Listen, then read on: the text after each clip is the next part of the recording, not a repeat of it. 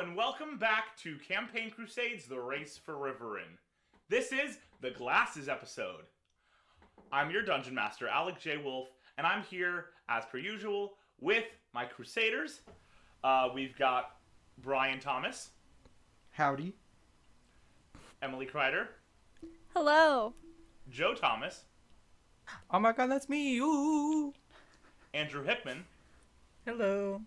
Who is actually on vacation right now, but still with us to make sure you all get your content. I even brought Coco. And Coco is here too. Clara Capoletta. That's me. Jake Baker. Hey. And Morgan Le Fay. Hey, what's up? Where we left off last time, we were in Rivaryn. Our friends were in the city of Fallon. Within Fallon, our friends discovered that there were more connections, more ties to Rhea. They discovered Lily's birth certificate in a mysterious cafe, which took them to the 4 Points Hospital, where they found an interesting pendant. They also found themselves in a hospital room as a mysterious shadowed figure rose from one of the bodies in one of the beds with sickly yellow eyes and turned to face them and pointed right at them. And that is where we are picking up today, in this hospital room.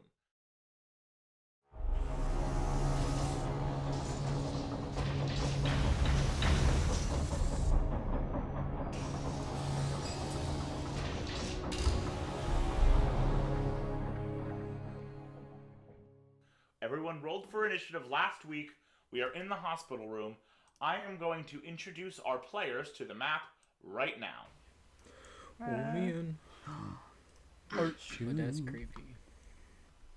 I like to take pride in my maps. Today I thought was a good map. Heck yeah. A little non-sponsor shout out to Incarnate. I have been using it for my map making, and I am very proud of the first two maps so far. So yeah, if you like making maps, battle maps on Incarnate, world maps, I use Incarnate for everything. We're gonna jump right back into things. Our group is in the large hospital room where they have encountered this great shadowy creature who is looking at them menacingly. It is terrifying. It is dark. It is dangerous. It is also sunset out and the lights are off in the room because there are people asleep in this room. So it is dark in here. We are going to start off right away with our very first person who got a nat 20 on initiative last week, Ren. Hey.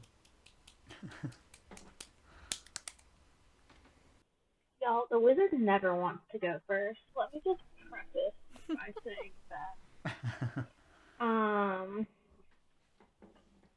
I forgot I rolled a nat 20, so I definitely was not prepared to go first. This is fun. I will first use my movement to just beep, beep, beep, beep back here.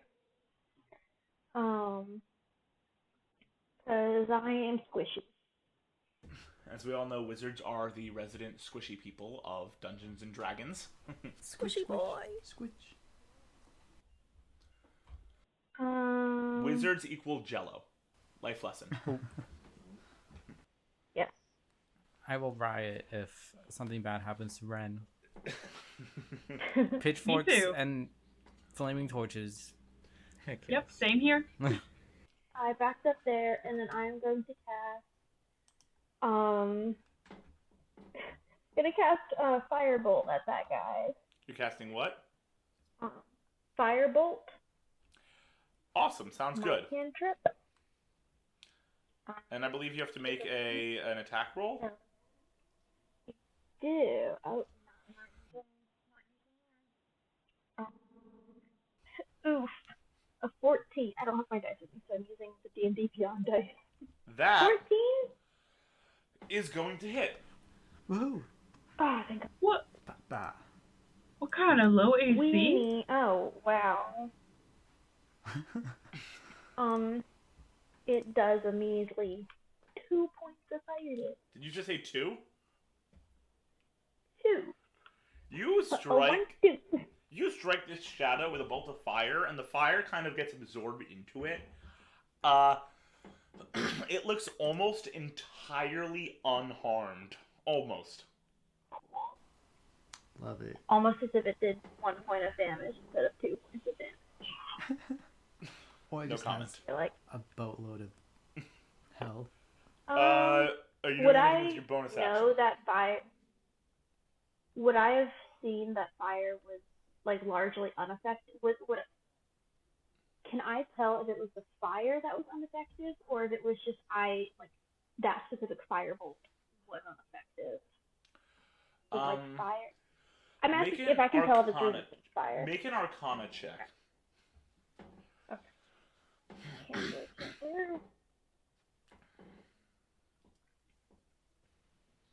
Oh, 1. Oh. It was almost a 19. You have- It was so close to being a 19. You have no idea. It's fire. That's okay. You have no idea if it's the bolt or the then- fire itself. It's fire. Fire is fire. You're not sure what's going on. I don't really have much I can do as a bonus action, so I'ma just chill. Alright, Fine. it is now time for the lemur. Coco, what is she doing, or what are you doing with your first turn? Alright, if I remember correctly, I'm still in Lola's bag because I was taking a nap Oh in there. no. Oh no. Yes, and you Oh. woke up with a fart. At Right, the end yes, of the last yes. session. I woke up with a fart. I'm gonna look around, notice this big ol' scary dude, and I'm gonna climb out of the bag and lemur run to over here and start going through this thing. Cool, you are going through the table, the bedside table. Yep. Make an investigation check. I'm so good at this. Not bad, 14. And that includes my So- -3 modifier. So this thing is literally designed to just be a table, so it has no drawers. But I will say you find an empty pudding cup, that was discarded, that somehow made its way under the table. I'm gonna put it on my head and then run over to my mom. Okay. Oh. So you now proudly wear your pudding cup your pudding cup crown, as you run back over to Lola. Are you doing anything else for your turn? I'm gonna just kind of look up at her and smile. Oh. As much as D&D players complain about other players who do nothing in their party, they don't hold a candle to Coco's first turn of each combat so far. I patted Ren's head. Now I found a pudding cup and put it on my head. Yeah, but you patted Ren's head and gave Ren help. It did. This didn't do anything. I know Does just the what? pudding cup add 1 to armor class? Just for the sake of entertainment, roll a luck check, Andrew. alright. That's a nat 1. No! Oh no. Why would you Oh, do this? That's my No. first nat 1 I've ever rolled in a campaign with y'all. No. Oh no. Oh god. Okay. Am I possessed now? Oh, that'd be so funny. On that one, you just all see Coco's eyes glow a pudding color brown, and suddenly his arms raise, and you hear a voice come from Coco that just goes, Kali Ma. No. Okay. Coco, you put the pudding cup on your head, and a little bit of remnant pudding just drips onto your head, and you start to freak out a little bit as you got pudding in your little lemur head, in your fur, and you have disadvantage on the next D20 roll you have to make. Cool. Can I at I was least going eat the to- pudding? If you had rolled a 15 or higher, I was going to give you a +1 to your armor class. Wow. Dang it.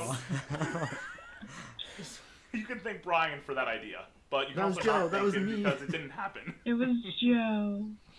Or Joe's Joe. a rat. I I'm can't not going believe down for I got this. a nat 1. Oh my god. Interesting Oh my fact for y'all, that might actually be the first time I've ever confused Brian and Joe's voices, because I could not consider them more different. It's been That happening a happened- lot lately. To me, Last That night? happened to me for the first time last week, and I sassed my mom when I didn't mean to. Joe, I'm becoming you. It only happens during sessions. I sometimes accidentally say the wrong name, but I always know whose voice is which face, so I never confuse the voices. It's always just the name I mess up. Well, that's Anyway. my turn, I guess. Next turn, Lola, it is your turn, and you see Coco freaking out and trying to get this pudding cup off of her head. Oh no. Okay, all right. How immediate of a threat does this thing look? Well, it's a giant shadow creature aimed at all of you. True. And it is between you and the exit. 17. Okay. I am going to. I'm not really sure what this thing does or where it came from. Oh, hang on. I can't see the squares. The map is a little confusing today because the number of squares do not align with the tiles. Hold on. There's a way to do that, by the way. But I can show you later. Yeah, but that was not what I wanted to do this time. The tiles were not supposed to be 5 feet each. Oh, that's fair. So these beds are 15 feet. Never mind. Alright, so I'm gonna 5, 10, 15 move up here to best position myself between the threat and my kids again. You are tall enough, by the way, that you can see perfect. Adira's head ends right here on you, so you can see perfectly right over Adira's head without having to get on your toes. All right, yeah. Beautifully. I'm small. Yeah, I'm 6 foot tall. Like, I'm fine. Yes. Lola equals tall woman. Yeah. Lola is tall. I am very tall. I am going to. I'm not really sure what's gonna affect this guy, so I'm gonna use my one cantrip and try to conjure up some of that electricity again and cast lightning lure. And cast lightning? Lightning lure. Cool. Which requires a strength saving throw. Wait. Yeah, it requires a strength saving throw. That gonna be a... And my save is 14. I lost my earbud. That gonna be a 10. Yeah! Wait. That's not good. Why did I do that? Oh well. I'm sorry, guys. Okay, so it's gonna... So, since it failed, it's gonna be pulled 10 feet in a line straight towards me and take 1d8. Oh, no, wait. So does it say you may? It is now right up against Adira and Bo. Shoot. Whoa, I'm so sorry. 1d8 lightning damage, guys. No, wait. I want to roll a real d8. I don't know why I did that. I have my actual dice. Yeah, we're not going to count that one. We're not going to count that one. I clicked on it, but... Did you roll another one? I rolled another 1. Wow. Yo, we need to stop with these ones. Is there a modifier to this or no? Is it just the one? It's just 1d8. Big oof. Okay, so you do 1 point of lightning damage to this creature as you barely affect it. It gets hit by lightning. It looks more like it was just a shock, like a shock on metal, than it was like actual lightning. We're all shocked. It looks mostly unharmed. And because she's right in between you guys, you see a few of Adira's hairs stand on end. Kind of tilt my head to the side a little bit. Just... I like try to pin them down. I'm This- messing up my hair. So, this is that your turn, or you keep going?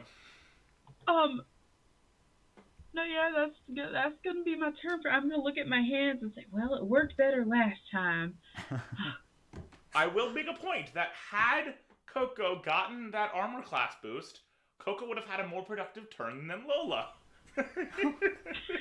I'm gonna need you all to light some incense and put your dice through the smoke Put them in a bowl of salt on the windowsill. They need to be crystals. cleansed. Rub I'm the gonna 20 blame the together. airplane. I'm gonna get my charging I'm It's plate blaming good the out. vibes. airplane. Rub the 20s together and start chanting, Will Wheaton, stay away from my dice. I'm Will gonna Wheaton, get stay my- away from my dice. He might have been on my charging plate plane. I out. don't know. There Grab- you go. Grab your Anyway, crystals. Set so it my is this D20 on it. Shadow's turn. And this shadow scans the lot of you before settling directly in front of it. It looks straight down at Bo and Adira, between the two, and then seems to focus on Adira seemingly for it looks like it's decided that Adira is the weaker one for whatever reason. Oh no. And it reaches out a finger and it touches Adira. What is Adira's armor class? Oh no. In her lichen form, it's 16. I think I can't. Is it 14? You're in your full human form, so it is just Yeah.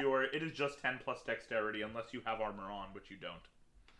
Okay, I think it's 14 then. It's what? 14. So this creature hits and it touches you on the forehead, right here.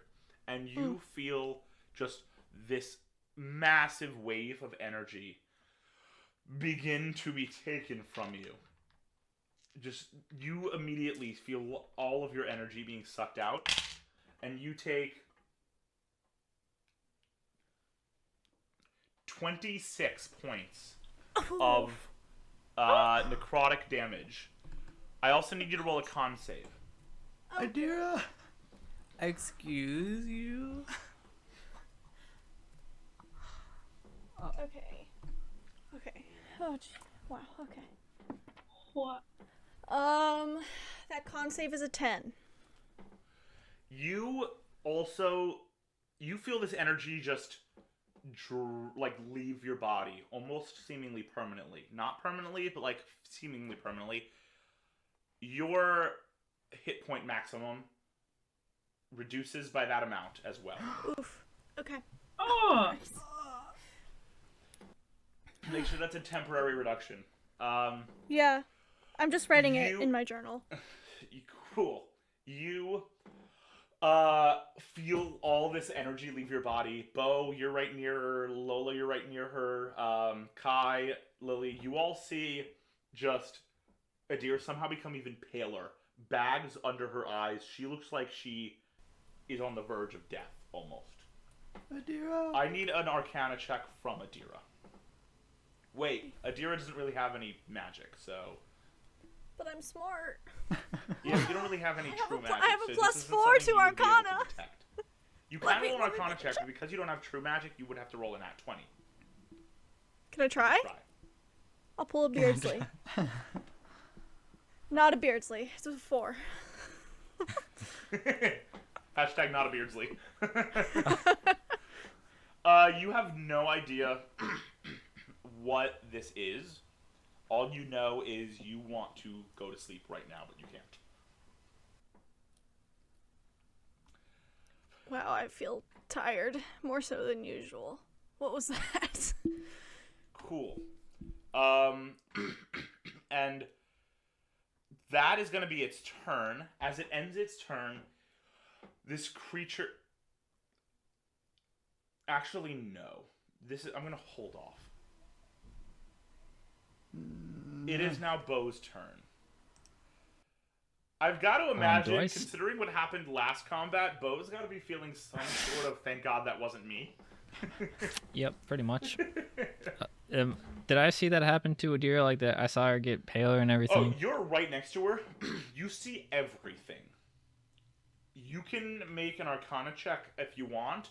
I will warn you that your not being the one who's impacted does raise... The fact that you were not the one directly impacted, it does raise your DC. I'm not going to do that, but I'm going to...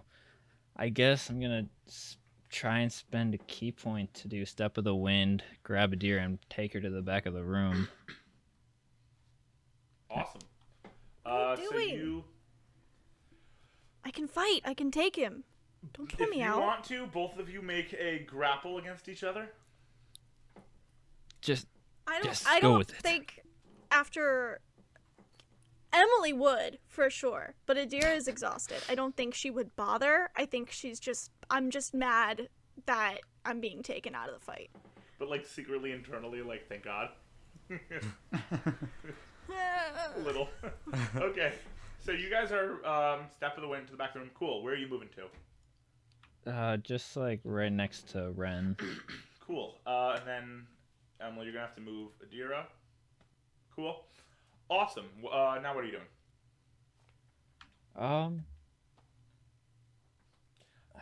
I believe you still have your action list, because I believe Step of the Wind is a bonus action. Yes, I'm gonna take out my boomerang and throw it at the thing and see if it even hits him. Awesome. Make your attack roll. I'll probably not. Actually. 14? Your boomerang goes flying, and it seems to strike this thing, like, right on the shoulder and hit, but it also kind of goes through it. Like, when it goes through it, it slows down heavily and goes through it, and then speeds up again and wraps back around to you. But the fact that it slows down does seem to impact it ever so slightly. What's your damage roll? 6. What is it? Actually, no, sorry, that was the wrong die. 5. Cool. You can definitely tell that you're not doing as much damage as you would like to do, but this is literally just a boomerang. This is like a shadow. And you know enough about shadows to know that this is not really happening. Alright, yeah, I figured. Little side note, this is the first time I can actually see myself on the screen that's recording me, so it is a lot easier for me to continually address the camera properly because of that, because I keep on being able to keep tabs on myself. So that's cool. Anyway, that should be it for your turn, I believe, unless you want to move. No, that's it. Cool. It is now our lovely resident Echomancer. Kai, it is your turn. Oh, a little note to the audience, by the way. We had a really weird anomaly where every group that came together into our group rolled the same initiative, with one exception. So Kai and Bo rolled the same initiative, Lily and Adira rolled the same initiative, and then Coco and Lola rolled the same initiative, with Ren rolling just one number higher. Pretty crazy. Ren is an outlier. He's not like Anyway, everyone else. Kai the guy. That was not good at all. I will never say that again. Kai, it's your turn. I'm Kai and the kids. I'm just going to... That's Kai's band, Kai and the Kids. Yeah. Run up to this ghost and just be like, Get away from everyone, you freaking ghost. It looks at you very disregardingly as you do that. It just looks at you with its terrifying eyes and just looks back away.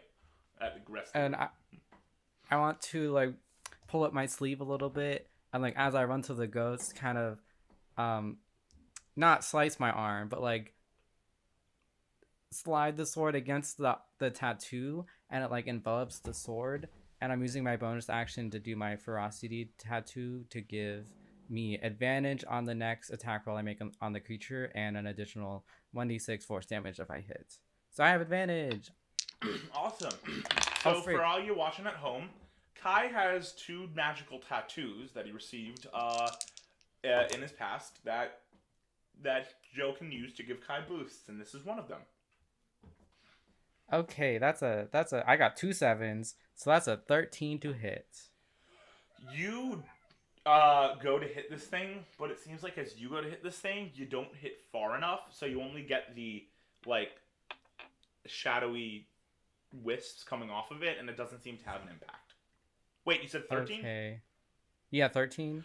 Okay, no, never mind. You stretch a little further than that, and you do manage to get it. You swipe it a little. Yes. So roll for damage. Yes. Okay, so that's 1d6. Here's the thing. It's I'll hard do to take this thing down, but it's very easy to hit it. I'll do it one-handed because of the dueling thing. Okay, so it's 2d6. Ooh. Okay.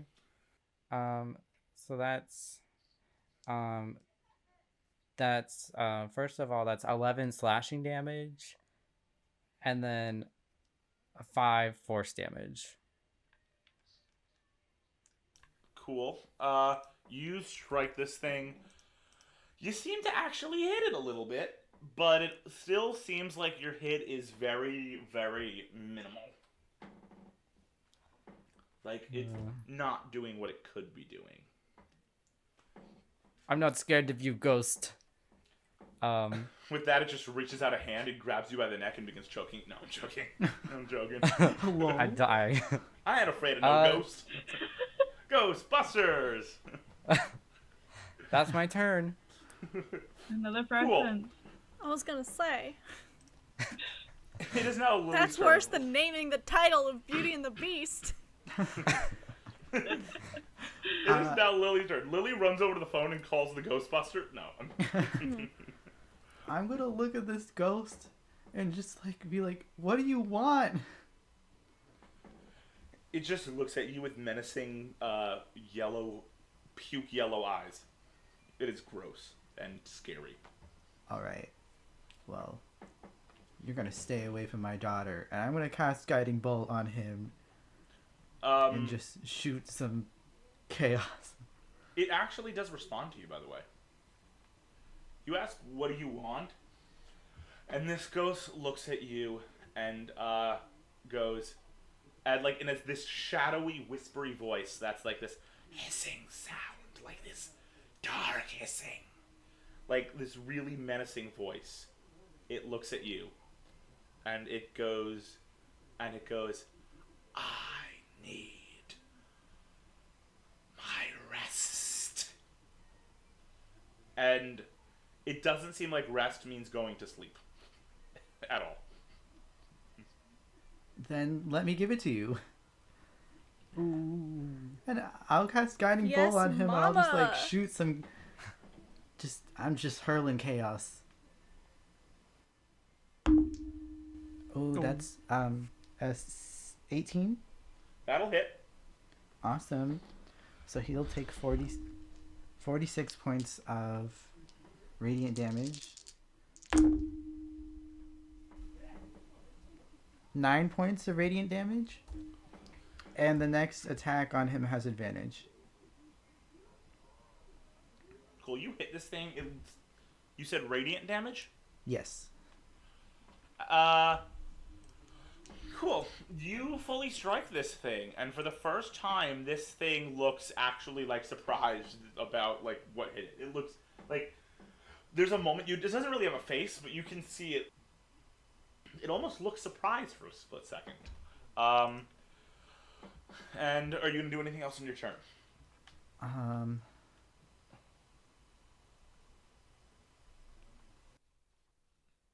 Cool. It is now Adira, your turn. You're in the back of the room now, thanks to Bo. I am. Thanks, Question, Bo. Bo, are you still holding on to Adira, or did you let go? No, I'll let go. Cool. That's the right answer.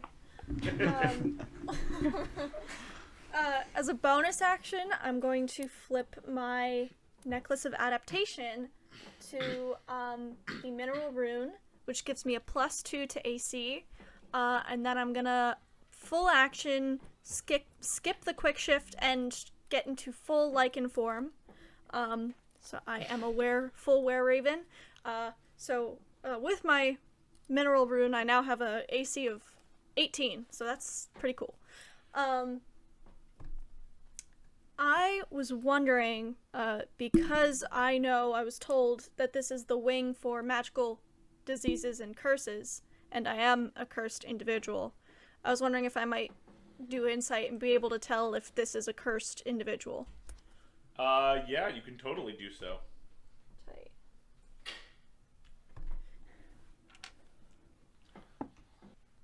It's a 13. Cool. You can definitely tell that the body that remains now looking lifeless in the bed, definitely seems cursed. there is still that yellow skin and the rash going up its neck under its hospital gown. You have no idea if the creature, the shadow, is correlated to the body in terms of if it's cursed or not. Well, it's correlated to the body, but you have no idea if it's cursed or not. Okay. And did I see which room it came from? Like, which person it came from? Yeah, it came from the person closer to the door. It came from this one right here. Okay, tight. Okay, cool. I think that's all I'm gonna do with my turn. Cool. It is now back around to the top of the order. Ren, it's your turn.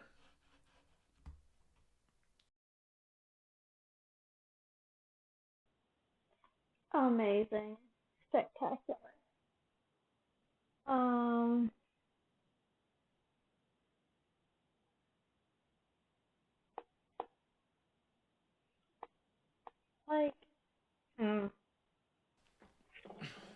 just keep hurling spells at it, I guess. That's all I can do. This time I'm gonna do magic missile. Just at first level. Cool. Roll your damage. That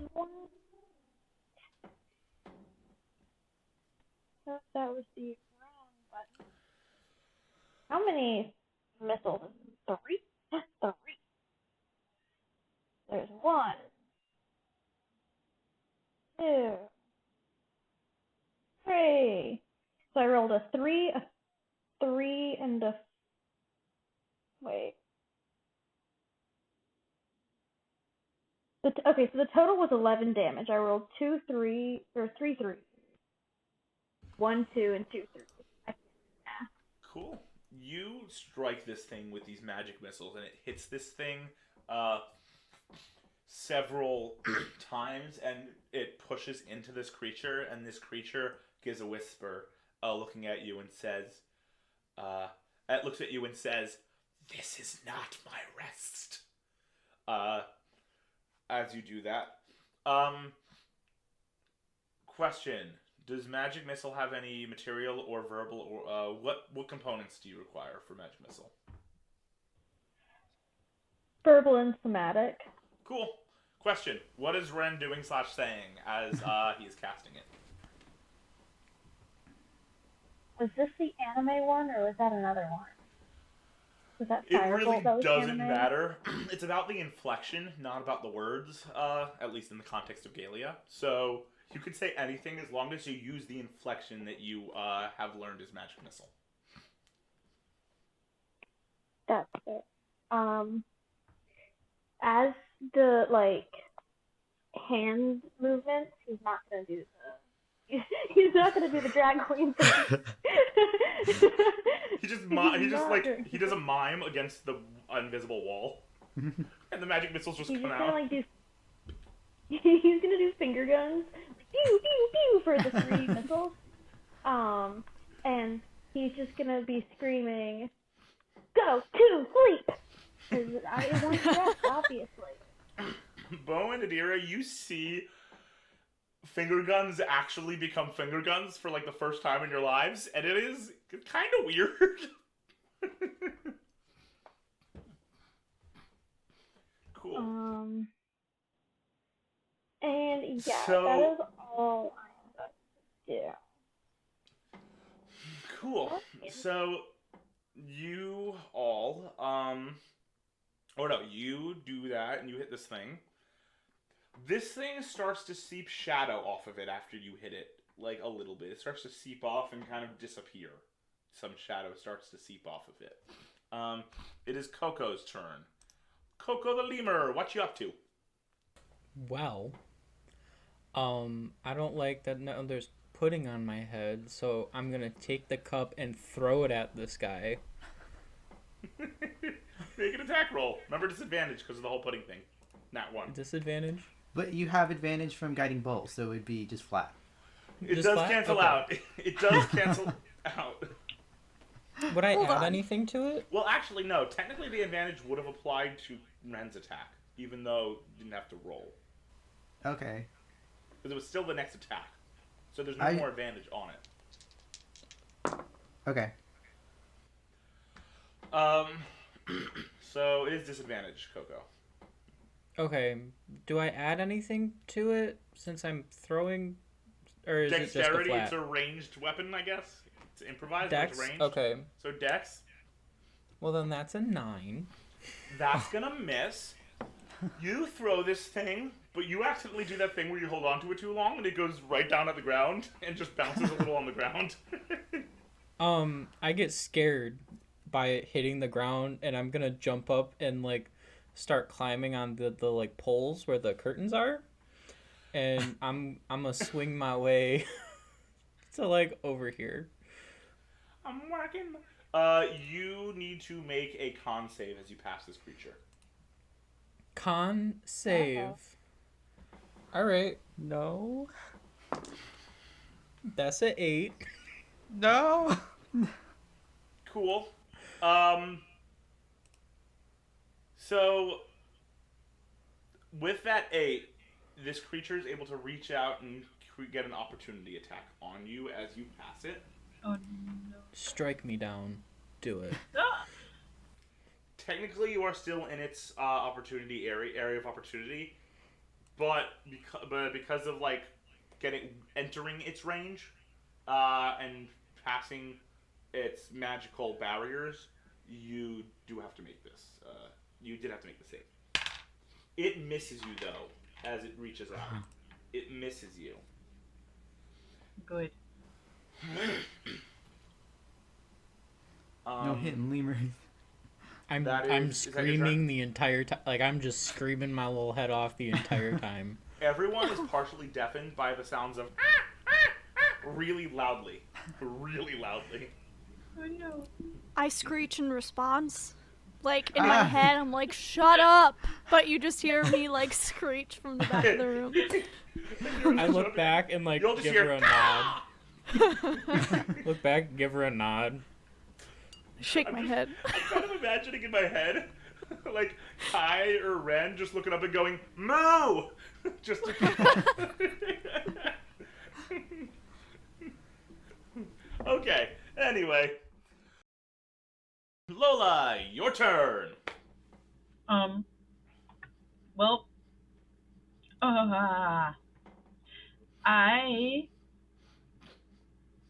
You do overwhelmingly hear the sounds of Coco screaming, by the way. Okay, well, thank you for that information.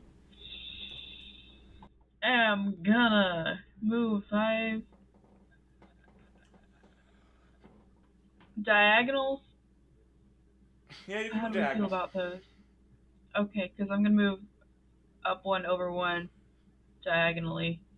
Diagonals 10. still are only Oh. 5 feet. I play diagonals are only 5 feet, so you can move diagonal and only Sweet. do 5 feet. Okay, so at 5, 10, 15, I'm gonna move 20.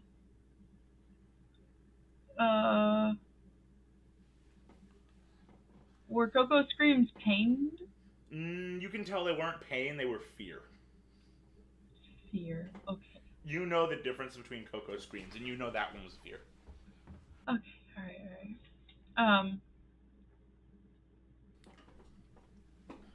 I am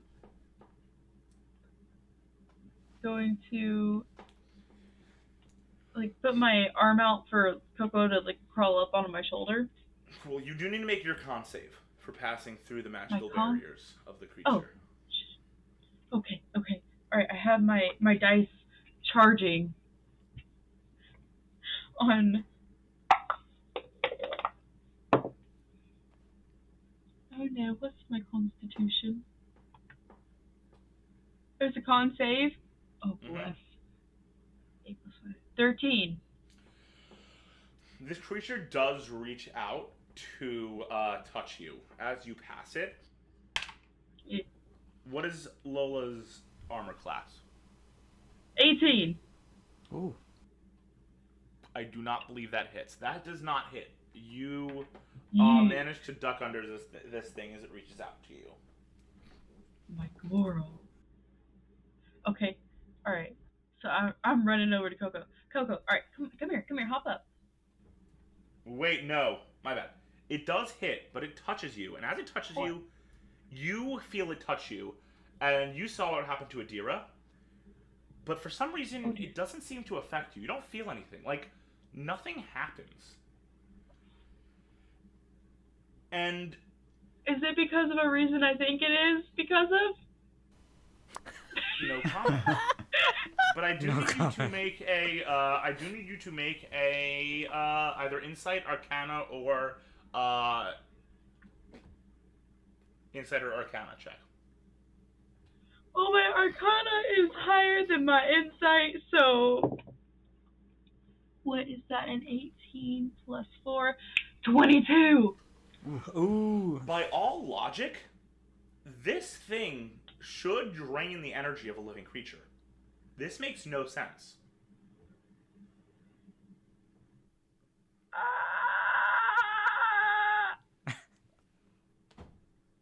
Are you doing anything else on your turn? I assume so. All you did was move so far. Aside from screaming,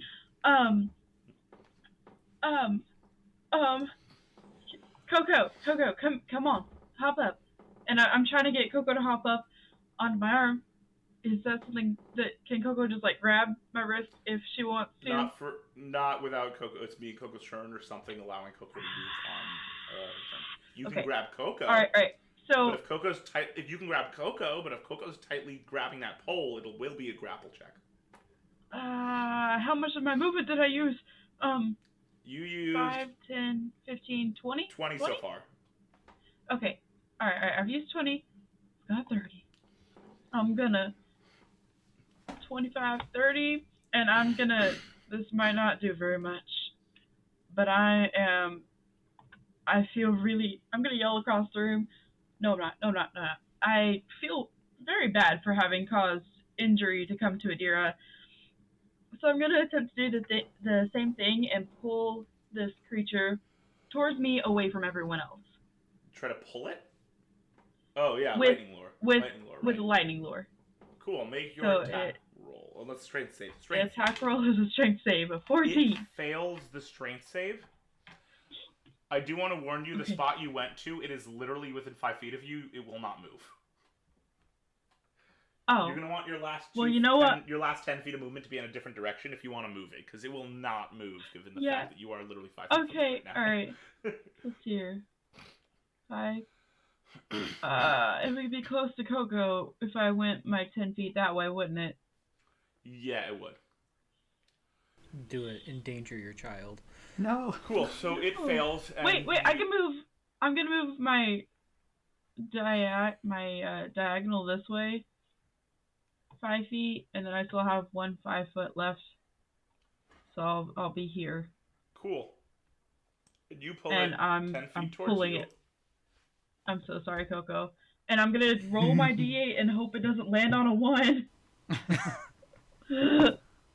I got a 7. Ooh. 7, cool. You do some damage to this thing. Still doesn't look like you're doing as much damage as you like, but at least you're getting it away from the group. It is that your turn? Yeah, that's gonna be it from me. Cool, it is this creature's turn. Stay away from them.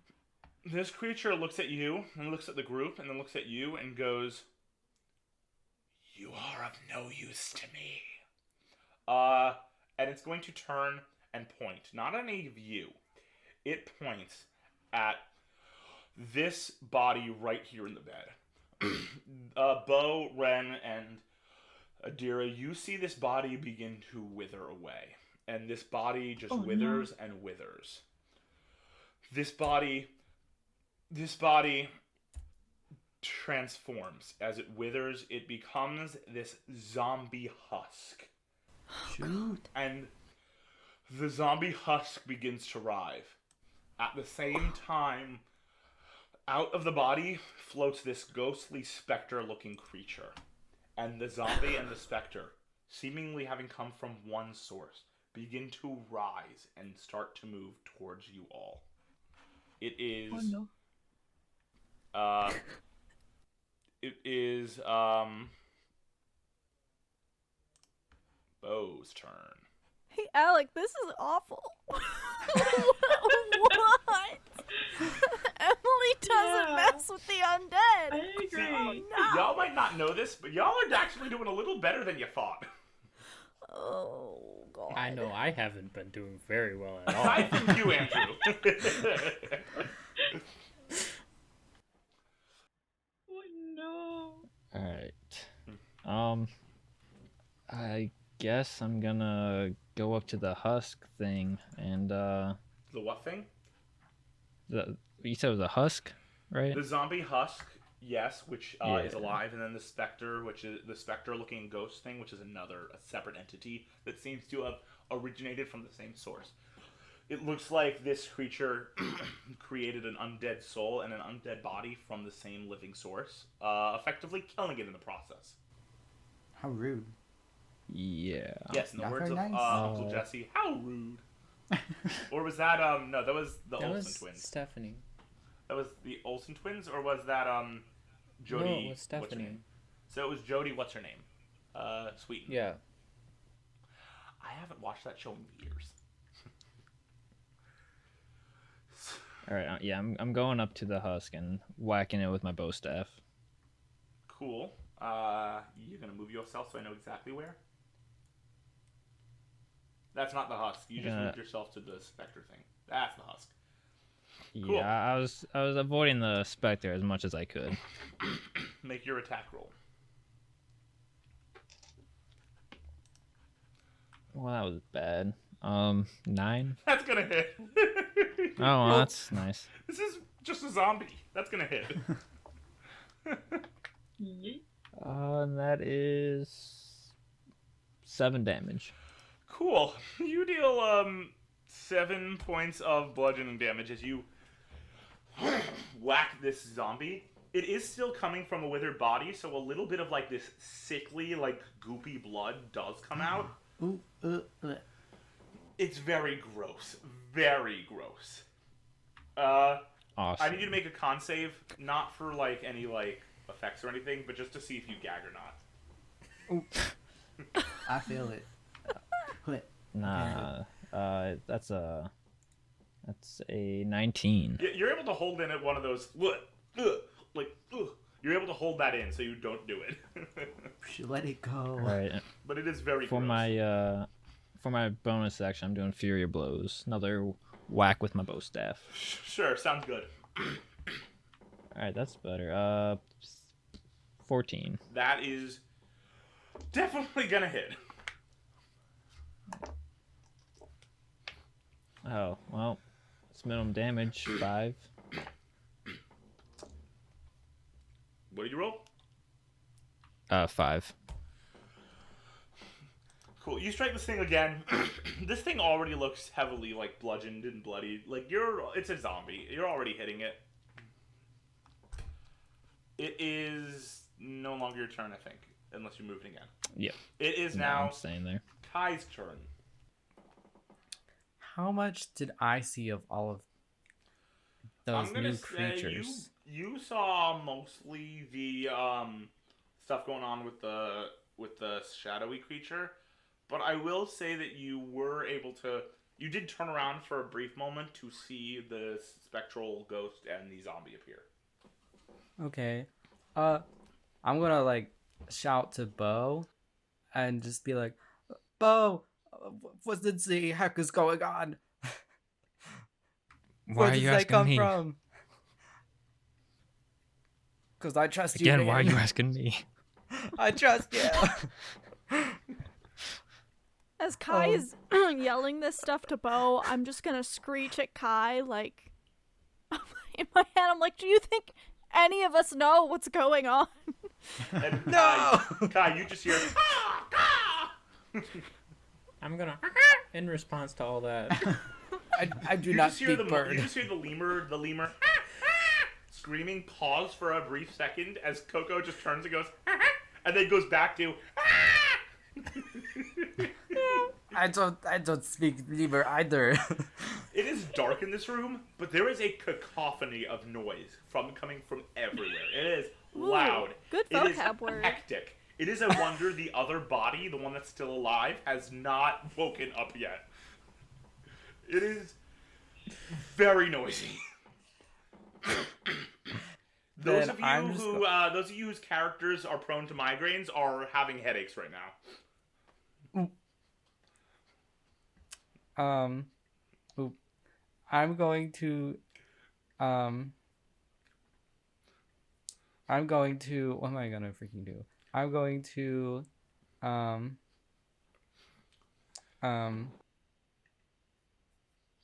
run back up to the ghosty and do another swipe and get that energy from my tattoo and try to slice this ghost up again. Cool. Kind of Make your attack roll. confused. Does the tattoo change the type of damage? Only oh yeah, and I have advantage because of the thing. It gives me like 1d6 extra force damage. Cool. Make your attack roll.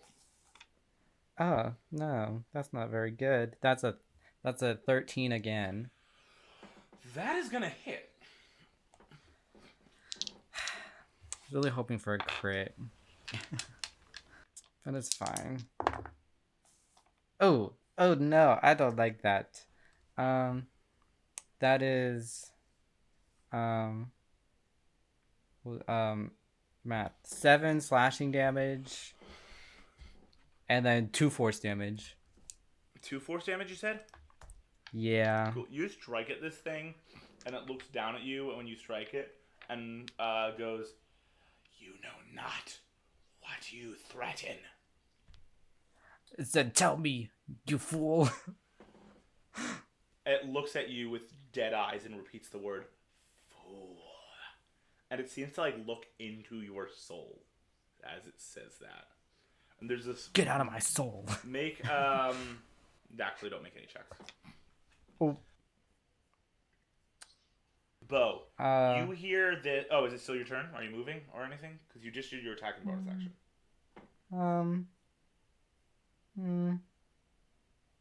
If you move again, you will take opportunity attack. Yeah, I'm not gonna move anywhere. I'm just staring at this ghost like, get out of my soul. So, Bo, you hear a sound that sounds a lot like a Minecraft zombie, but not really. And you, looking at this zombie, are just in time to see as thwack as this zombie's arm slams into you. It is going to hit you, and it is going to do 4 points of bludgeoning damage as it strikes you in the side of the head, swiping you.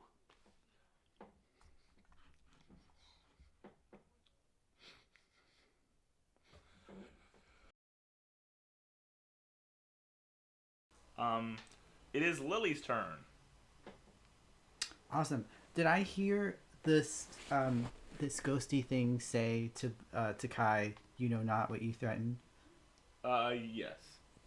I'm gonna move up a little bit to kind of get in front of Adira, and I'm gonna say, "You threaten a mother," and I'm gonna like. My arms are going to start to ignite with the same chaos magic from last time, and then my ponytail is going to start to rise into the air a little bit, and I'm going to cast It has that little snake in the basket. I'm going to cast Guiding Bolt at a 2nd level. Ooh. Cool. Make your attack roll. Alright. 19? That's going to hit. I need another d6. Oh.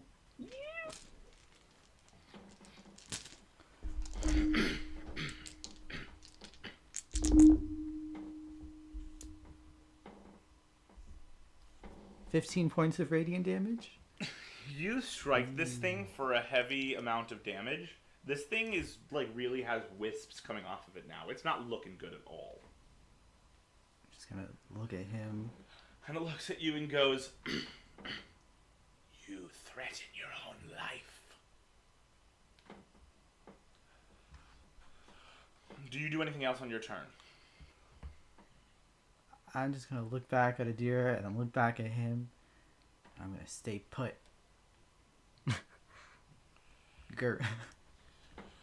And it's Adira's turn. after sharing a brief look with my mother, I'm gonna run in here to get on the other side of the zombie. And I'm gonna make a peck attack. On the zombie? Yes. Awesome. It's a 13. That is definitely gonna hit. This Awesome. is a measly zombie. I will spend a curse point to make it a savage attack.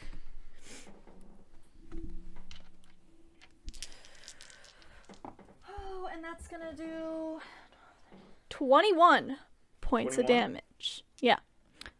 You And I'm gonna strike- kind of. I was gonna say I give Bo like a little nod, like you pulled me out of the fray earlier. I got your back now. Trying to interpret a bird nodding at me, I'll just kind of nod back. You strike this thing with your peck attack directly on it, and this thing crumples against the bed, again lifeless. Nice. There's a moment where you think it's going to suddenly rise up again, but you realize that you hit it enough that it is not. It is like done. Like you got it. It is done. Oh, Got it. Cool. Don't Are you doing anything dare else? get back up. I think that's it for me. Cool. So this specter is going to turn and face Adira. It is going to look at you, Adira. And it Oh is boy. going to reach out a finger at you again. Mhm. And it is going to hit you on the forehead.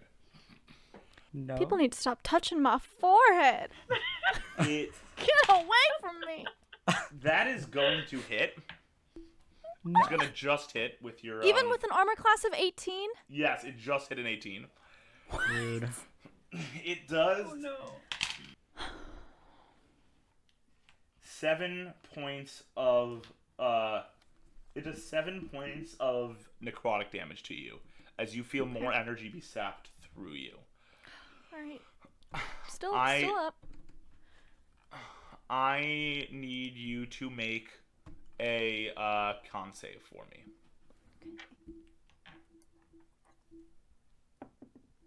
Oh, jeez. Oh, God. It's a 7.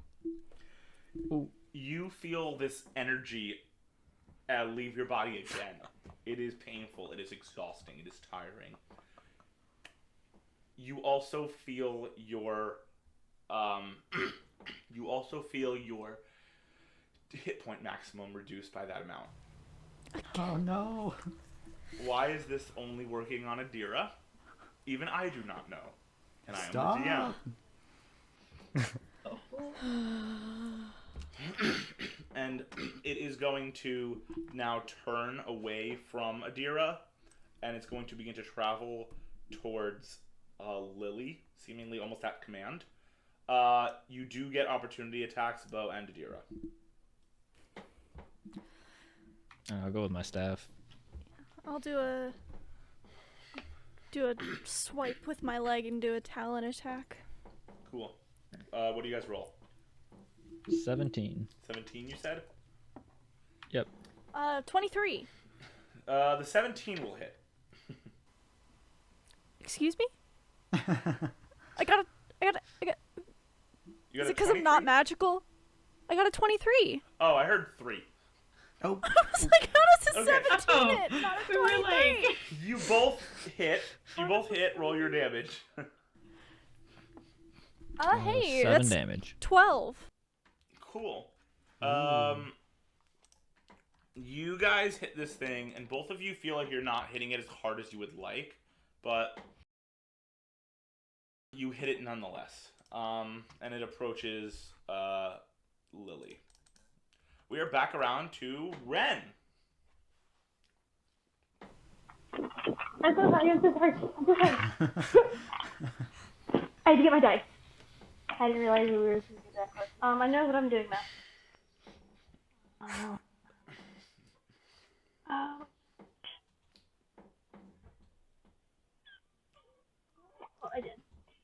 I guess I'm just gonna go for that guy. Is that guy still standing? This guy is... What guy still standing? That one. Yeah, fully still The, standing. In the words of Elton John, I'm still standing. Yeah. That's valid. Yeah.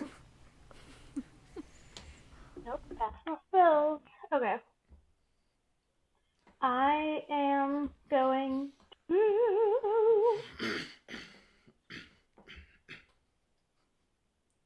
I'm not gonna do that because I have friends in the vicinity. Oh.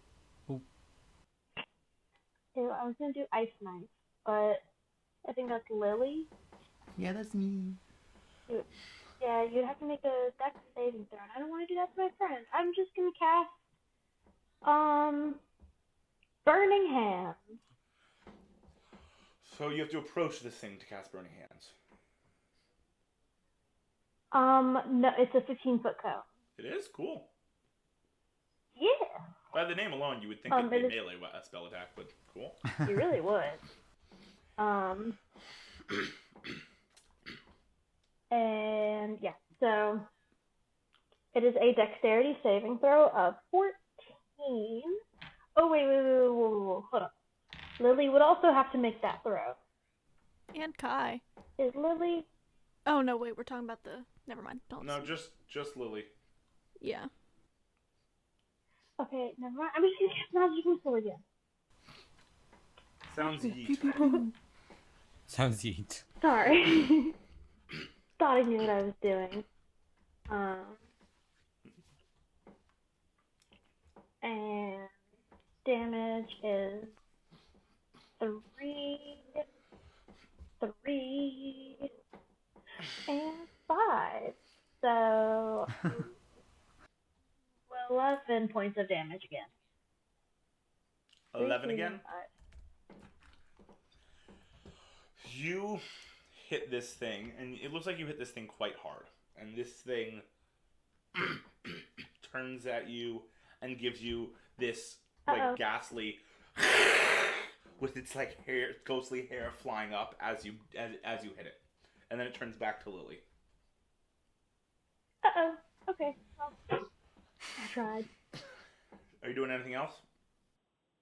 No, I don't have anything as a bonus action. Cool. It is Coco. Oh, snap. Coco. Coco. All right.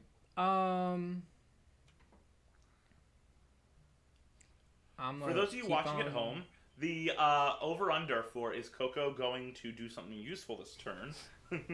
No. Probably Betting not. jokes. Place your bets now. Let's see. All right, I'm gonna try and jump on this thing and give it a hug.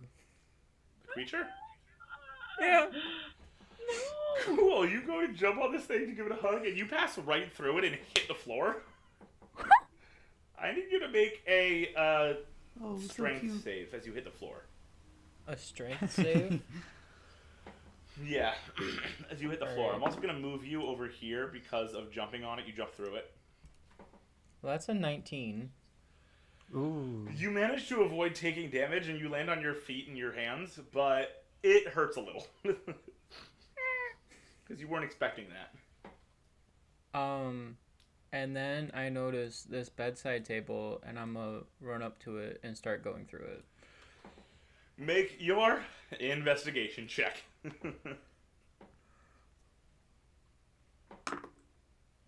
Ooh, that's a 14.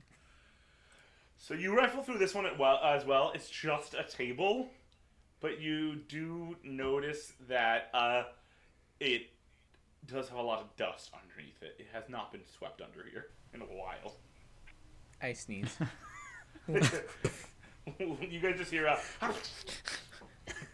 like one of those. And I just kind of like peek out from behind it. Bless you. And are you doing anything else? I'm gonna climb up on the table and just kind of sit there. It is Lola's turn. All right. So before I do anything else, I'm gonna look around to see if I see Ren and Coco anywhere. You see Coco on this table. You see Ren at the back of the room. All right, Not but I see that they're surrounded, okay. Like, immediately. They don't. None of them look surrounded immediately by a threat. All right. I'm still gonna yell across the room and be like, "Ran, baby, are you okay?" Ren's gonna yell back, "I'm okay." All right, As they okay. thumbs up. And I am going to. I really don't want this thing to be near my children.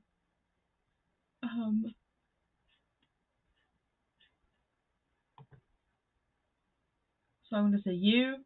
I'm gonna speak directly to it and say you're coming with me. And I'm gonna back up all the way back up to this door. You are leaving its area of melee range, so I'm going to make an opportunity attack for it. That's all right. 15, 20, 25. That is gonna hit, but it does not. Wait, not impact 25. you. It does not harm you 5, because 10. of your strange reasons that you cannot tell. Can I make a check or anything? You can.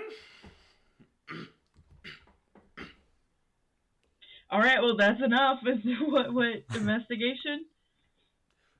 Investigation Or history, medicine? whatever you want to make. Arcana. Would it be medicine? Question mark.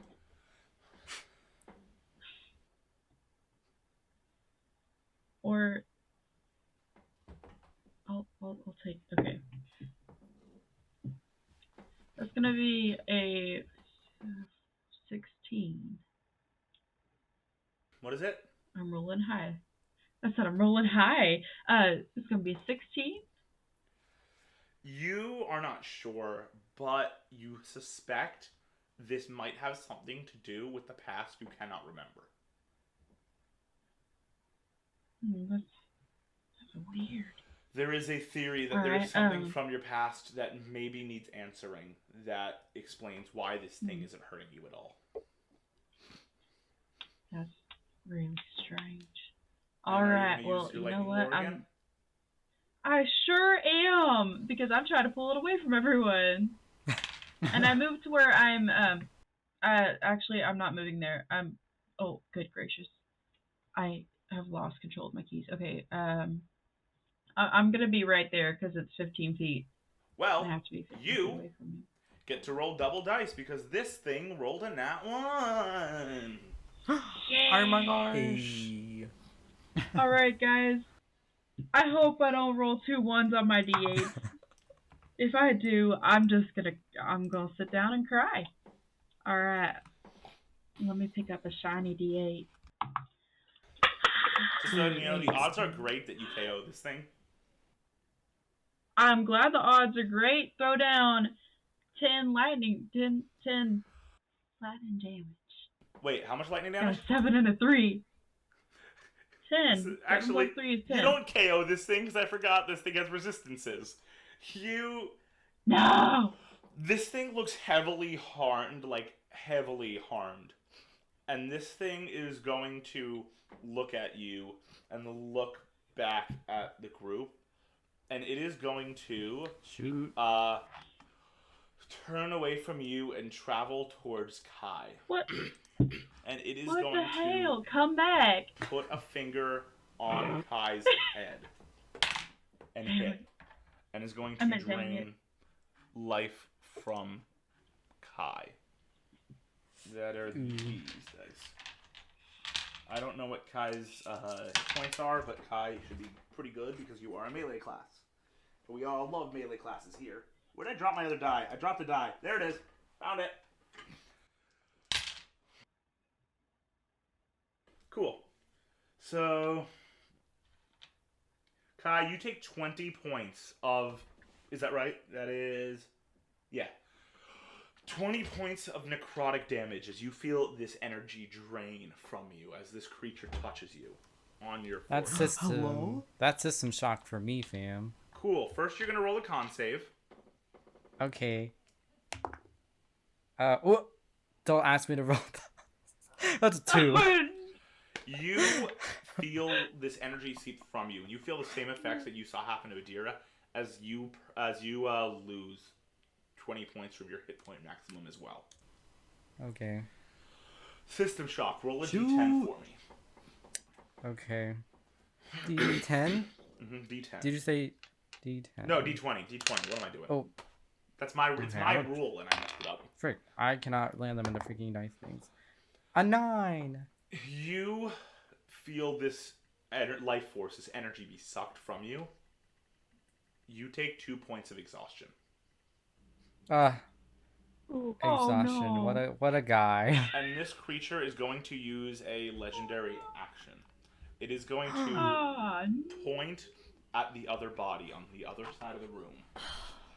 no. You see this other body wither away as well, to be replaced by this zombie husk, almost identical to the last one. And you see this spectral ghost rise from it. You have more to fight. And that is where we're going to take our break a little early today, because my phone is on the verge of dying, and I want to charge it so it doesn't die in the second half of our session while I am on Discord. IP. Hey everyone, Jake here. Today's non-sponsored shoutout is for Discord. Discord is a user-friendly all-in-one chatting app that makes it easy and convenient to keep all your groups, calls, and communities organized online for free.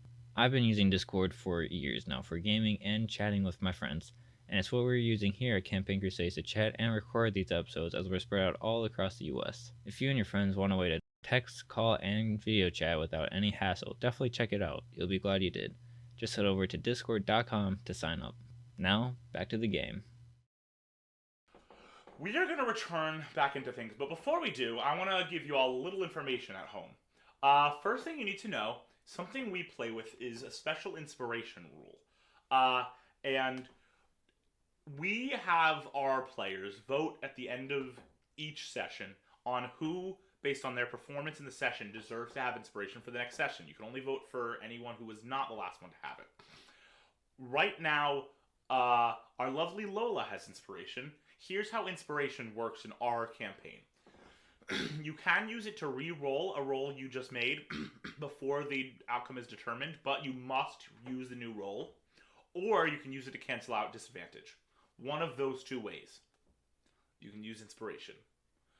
A second thing I want to mention, for those of you who like little Easter eggs, I have switched over to AirPods. You might notice that there's no wire coming down right now. And the What last an thing I Easter want to egg. establish is that we made a mistake before and forgot that an amount of damage that Adira took should have warranted system shock, which was not administered.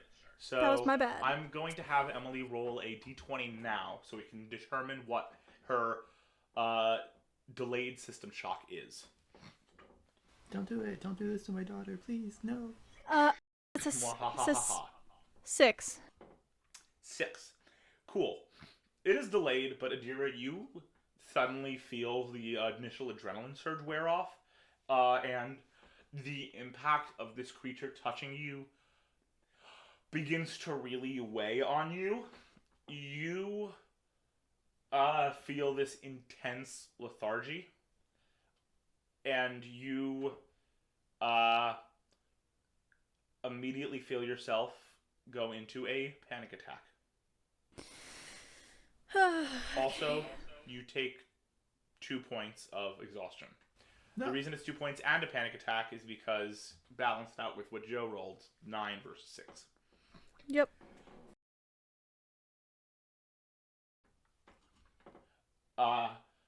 Content warning for those of you watching at home. If you would rather not watch the depiction of panic attacks, you can skip to later in the video. You feel this panic start to set in. You feel your breathing become irregular, heavy. You're having trouble controlling it.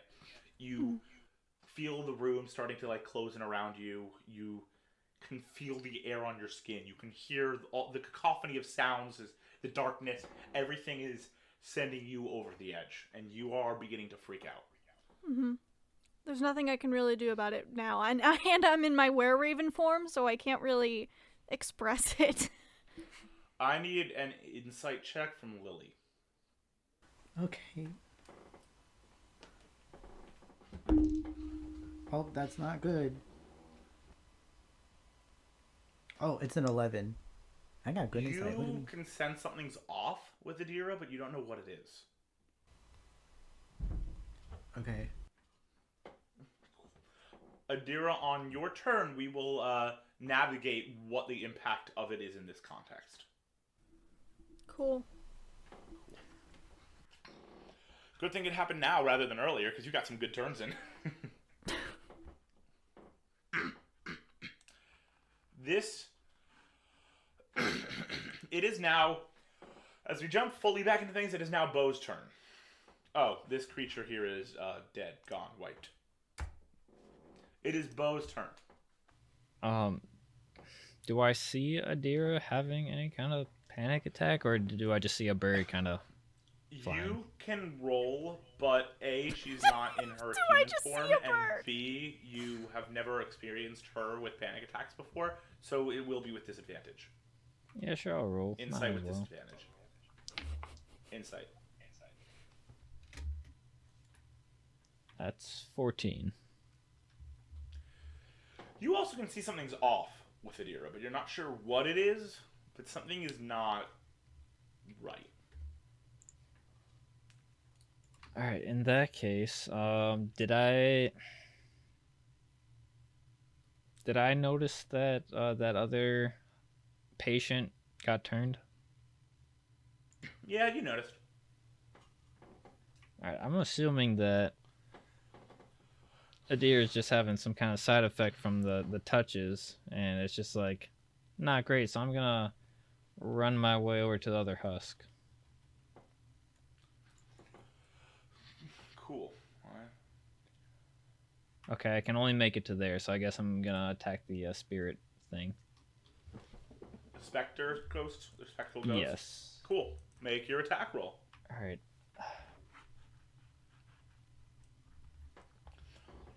That's 22.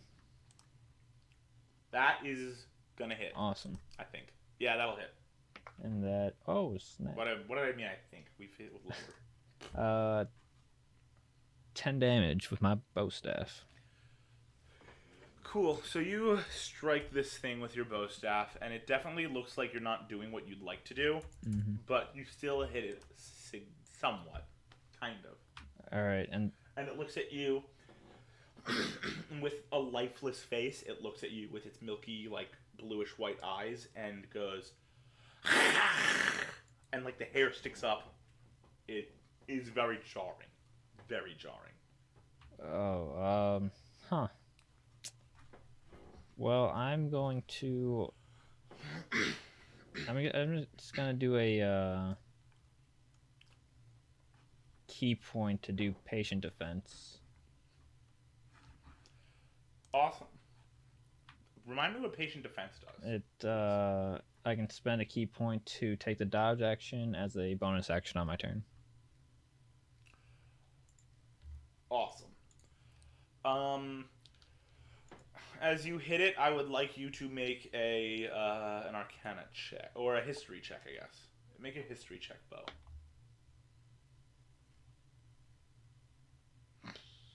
Dirty 20. So, you have some personal experience. I'm not going to go into any details, but you have some personal experience with shadows and Dark Void. So you look at this creature and you know that it is connected, like, and probably the other specter as well, to this shadow. You know they're connected.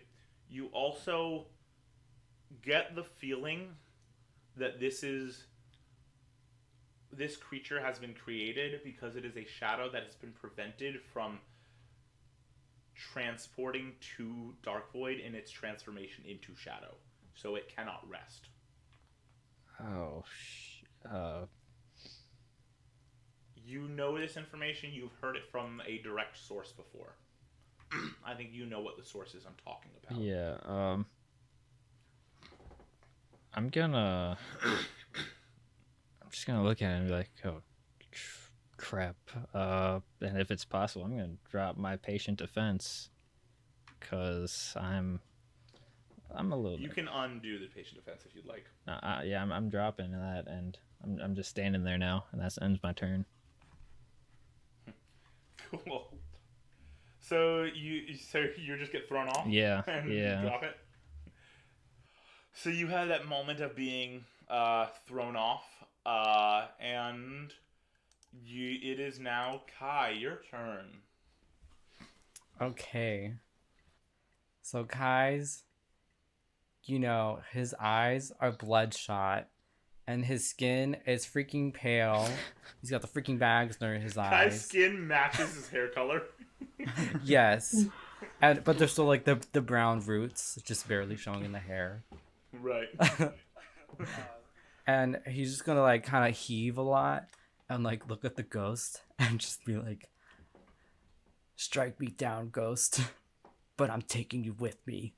And I'm going to I want to do like a spin and like unleash. I want to unleash my echo, and I want it to go like through the ghost and out the other side.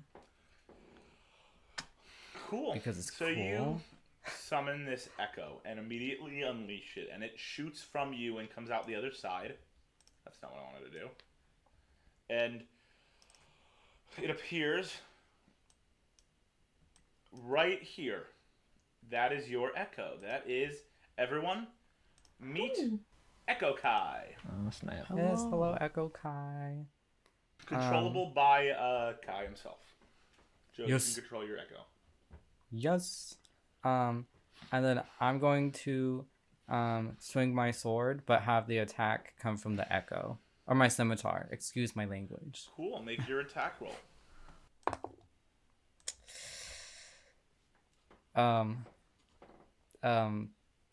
10.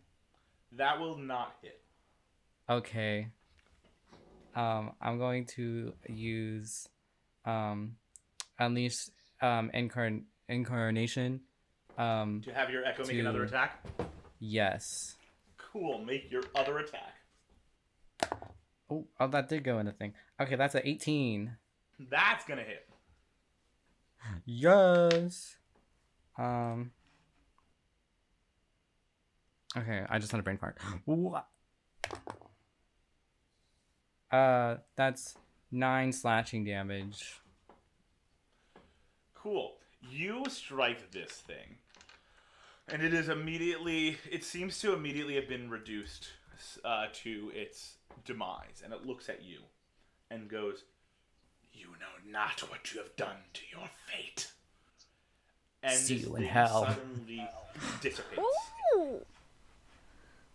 You hear a noise, a whoosh, whoosh, shadowy noise. Lily, you watch in horror as this specter begins to writhe and change shape and color.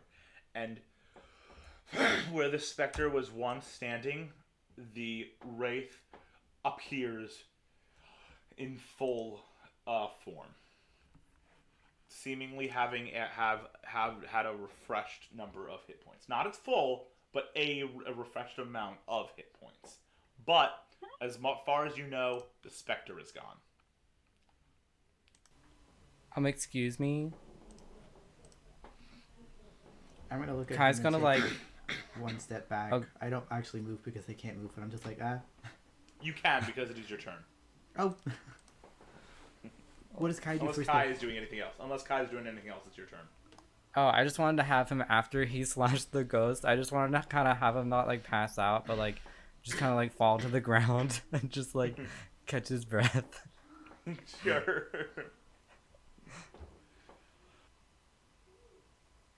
And when he sees the new ghost, this is a very bad word. Cool. So you see the it doesn't look like it's new. It looks like it's the same one having manifested a new space. Yeah. And Kai says a word that is not PG-13, therefore we are not going to say it. It is Lily's turn. I'm gonna look at him and say, "You sick monster, what are you doing to these people?" I seek my rest.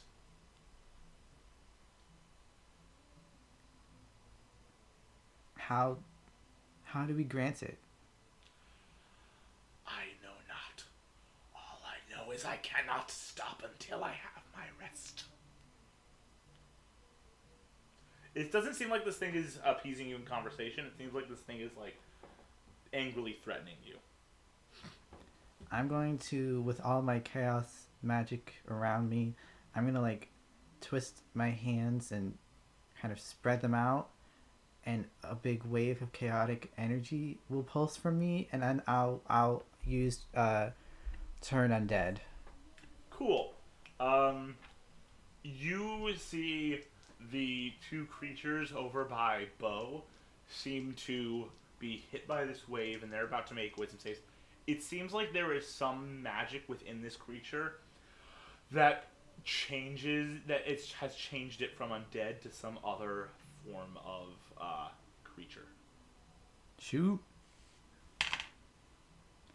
So the spectral creature seems to ignore it, but this zombie husk looks at you and immediately turns and just faces the wall and starts clawing at the wall on a nat 1.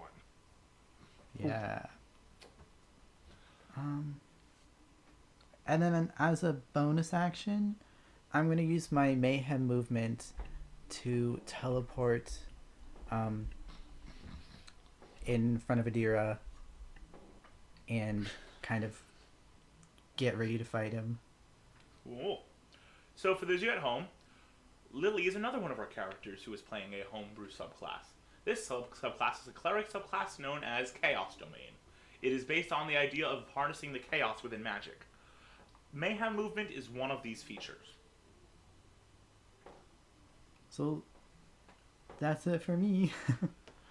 And an illusory, because of mayhem movement, an illusory visage of you should remain for the time being.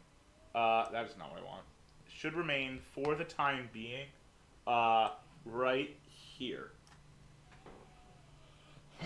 Cool. If I'm correct. I think it's where I was. Cool. It is Adira's turn. Okay. I'm going to bonus action quick shift into my hybrid form. I so need that you to make a con save to see if you can do it because you are in panic attack. Okay, what save it? Con? Yes. It's an 18. You are able to get into your hybrid form. Very shakily. It does take you twice as long, but you're able to get into your hybrid form as your mom appears in front of you. And at this point, seeing that it's only the beak and the talons, really, and some of the feathers that remain,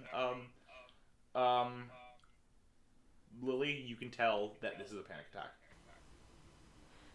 I'm just reach my hand backwards, but I'm still looking at the man. And I'm gonna say, Mom, what do we do? What are we gonna do? I'm not sure. Just stay behind me.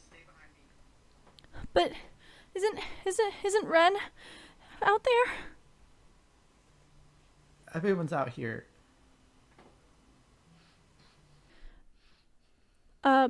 In this state of panic, what can and can I not do, DM? You can try to do things, but there are DCs, and depending on what you're doing, the DC will be increasing in difficulty. Like, if you try to attack, it's going to be higher than if you do something simple for yourself, stuff like that. I think, I'm gonna, with a very shaky breath, I, force myself to, breathe in through my nose and out through my mouth. And I kind of stamp my foot on the ground to kind of feel the floor beneath my little combat boots. And I'm gonna try to bring myself out of this, try to calm myself down. Cool. I want you to make a con save. Yep. It's a 16. You feel yourself begin to come out of your panic. As you do your routine, you start to steady your breath. Your mom is right there. You start to come out of your panic. you will be able to fully come out of your panic at the end of your next turn, but you have steadied yourself enough that the DC on your to be able to do things on your next turn will be a little lower for each thing. Okay. But you'll be out of your panic attack at the end of your next turn. Okay. My breathing's like okay now. I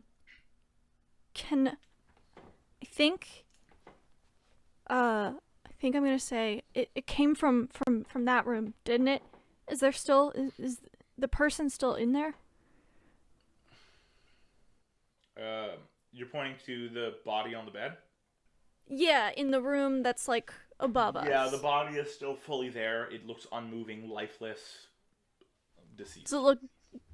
Oh, it's deceased, not just Like, unconscious. You are fully seeing a dead body. Keeping in mind, Adira, Ren, probably Kai, probably Lily. Lily. Never mind. Adira, Ren, and Kai. The three of you have never seen a dead body in your life. What about Okay. Coco? Coco's right. Well, like a next to it. freshly dead body. Some of you may have seen, some of you, Coco too. Some of you may have seen a, embalmed or, done up body for, a funeral, but you've never seen a freshly dead body. And there's a strong feeling this body died while you guys were in the room. Oh shoot. Is there a strong feeling that its death may have been connected to the appearance of this shadow figure? Yes, a strong feeling that this thing came from that body. Okay. In fact, Bo, I need you to roll one more history check for me. Well, actually, you're not paying attention at the moment. Never mind. Forget that roll. Continue, Adira.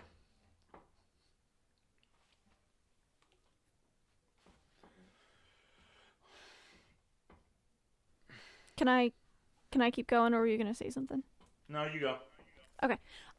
With the 15 feet of movement that I have, I'm gonna on a hunch that Adira has, I'm gonna run in here, and I want to do an investigation check for anything medicinal in this room, like perhaps like needles with medicine in it, something that may have been being used as treatment for this patient. You can make your investigation check. Are you specifically looking for medicinal objects, or are you also looking at the body, or just the... I think I'm specifically what you're looking at.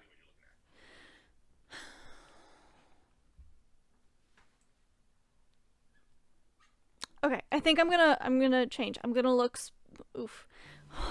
as if there hasn't already been enough scary stuff today for a 13-year-old. I'm going to investigate this dead body.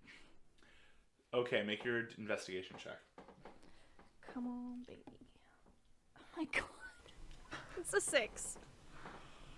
You're And you know what? having trouble... I'd even have disadvantage on it because of exhaustion. It's still a 6. You are having trouble pinpointing whatever happened here on a 6. Mm-hmm. You know that you are having trouble pinpointing it.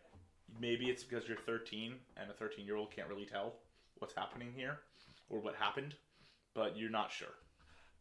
Okay. Is that your turn? You bonus action shifted. You moved over here. You investigated. I did investigate. Do I still have an action? I'll give you an action. I'll say the investigation was a free action. Ooh, spicy. I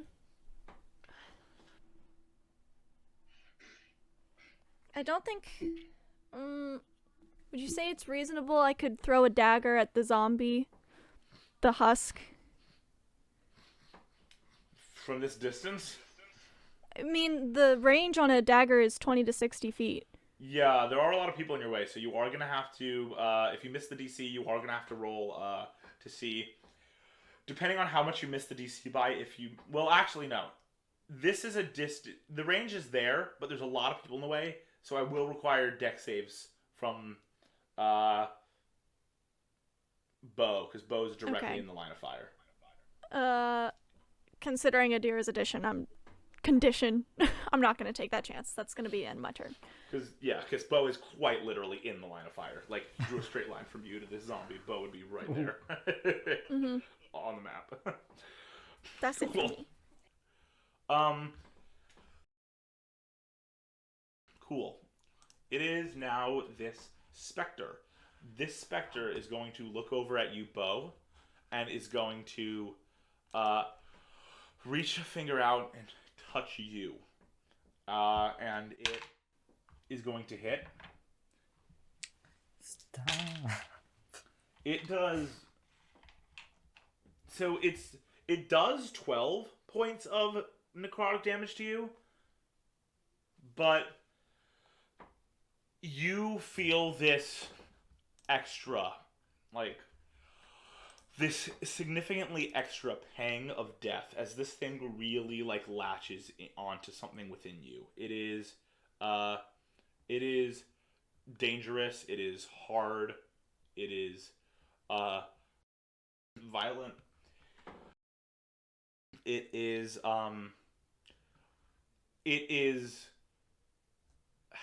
somehow, though, it is not as impactful as it would be. Like, you can feel it more than anyone has felt it.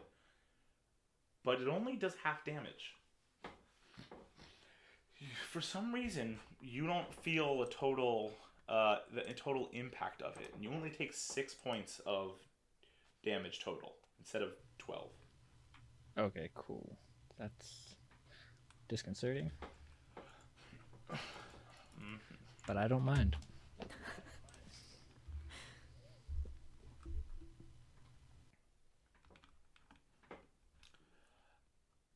It is now this zombie's turn. The zombie's going to keep scratching at the wall, trying to get away from Lily. And we're back around to Ren. Me. It's me, your mom. Oh my gosh, he's getting really close to me. I don't like that.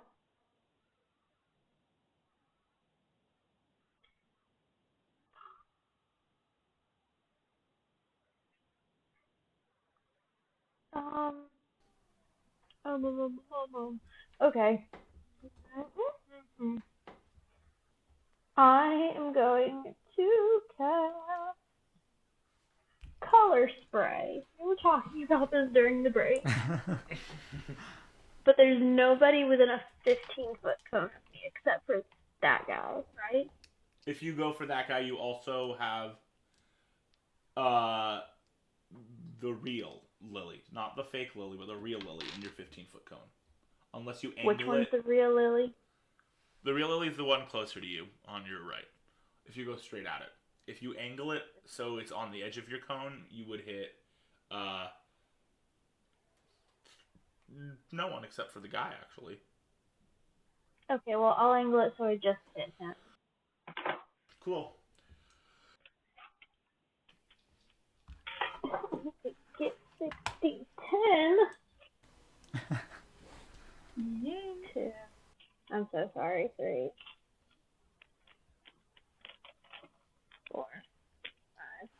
6. Okay. Come on. Okay, so 10, 18, 21, 30, 35, 40. 40 hit points to work with. Is he below 40 hit points? He is. Then he's blinded until the end of... When's he blinded until? I think the end of my next turn. You hit this thing, and this thing, like, the eyes go colorful instead of yellow. I like to think that... It cannot see you. In casting this spell, Ren's like digging through his bag and just like pulls out some like various like dirt and sand that he has, and as he's backing away trying to get away from this thing, he just like throws it in fear, like get away. And you know what? I'm going to just like skid over here in this corner, just like for some good measure. All right. Oh. And letting it back me into a corner. It is now Coco. Your turn. What is our lovely little lemur doing? So Coco doesn't understand a lot. So she's gonna kind of like climb over to like on the bed next to like the body and just kind of like hit its face like gently to like try and like wake it up. You hit it. It doesn't really wake up, but it turns a little bit. So like now the side that Adira couldn't see of the face is kind of facing Adira. And then I'm gonna jump onto Adira's shoulder and like kind of like grab her head and like touch foreheads. So cute. Cool. Make a luck check for me. Okay.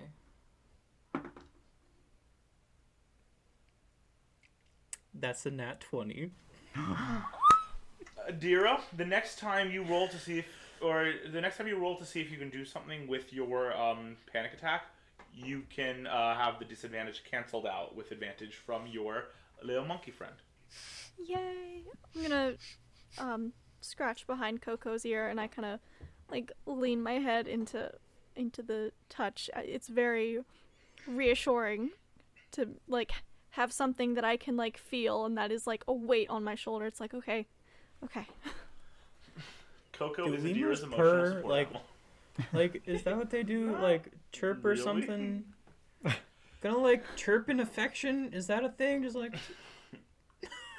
I don't little know, lemur sounds maybe. of affection. I don't know. Suspension of disbelief. Is Coco doing anything else?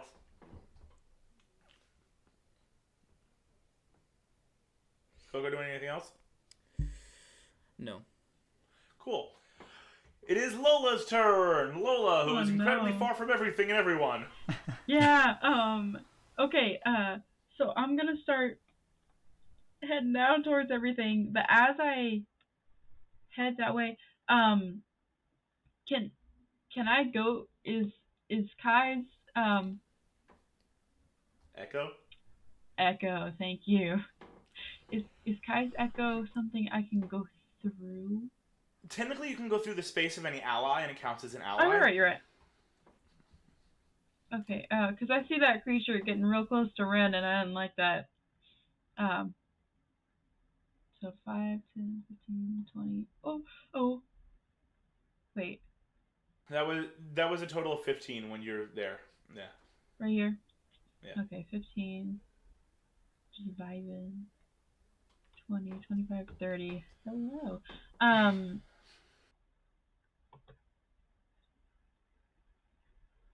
Oh. As I'm walking down this, or not walking, I'm probably running. I'm also kind of frantically looking around, trying to make sure I can get an eye on both Coco and Ren. You see Coco on top of Adira. You see Ren kind of in the Okay. corner. Alright. Okay, so that's my 30. And I am gonna...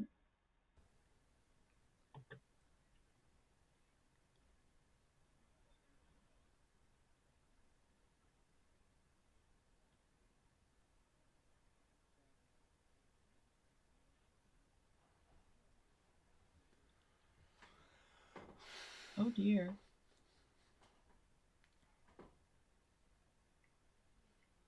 Well, I'm gonna do something very original. I'm gonna, try to cast Lightning Lure again and see if I can pull it back towards me away from Ren. Sounds good. Make your... Oh, strength save. My turn. That passes. Alright. For the first time, it passes your save. Well, it depends. What is the DC? 14. Yeah, it passes. Alright.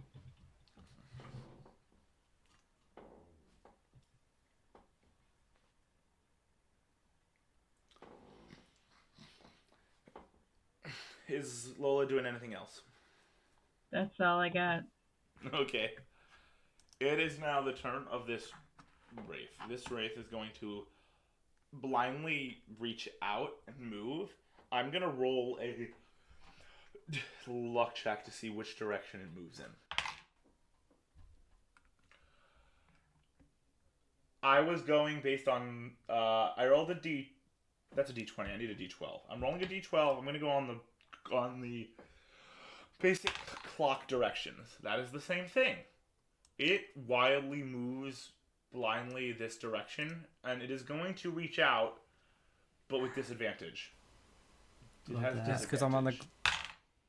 I know I'm also on the ground still. So it evens out because you're prone? Shoot. I just did because he was expecting someone to be standing. Maybe he like goes over me. That's not how it works, bud. That's dumb. It hit. This creature reaches out blindly and hits you. And it is going to... I don't know how this thing hit. The odds are stacked against it, but it hit. It is going to deal... I'm on the wrong creature. There we go.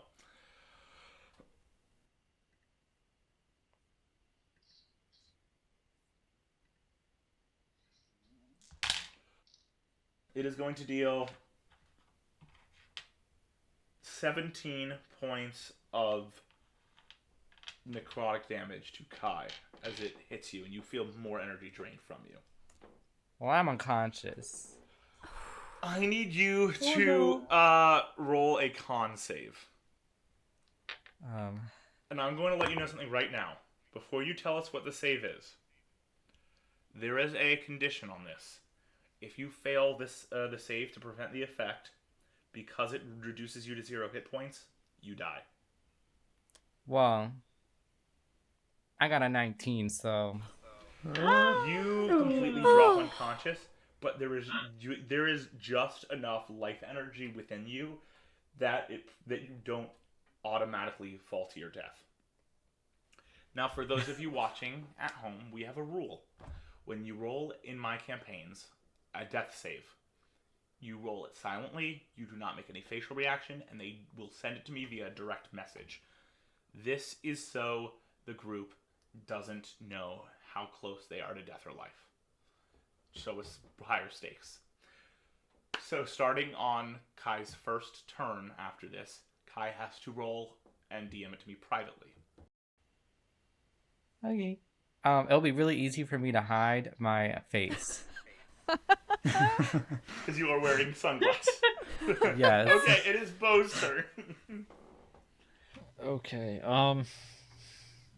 well, I guess I don't notice that because my back is towards Kai, so snapping out of it, I'm gonna grab my bow staff with both hands and swing it at this the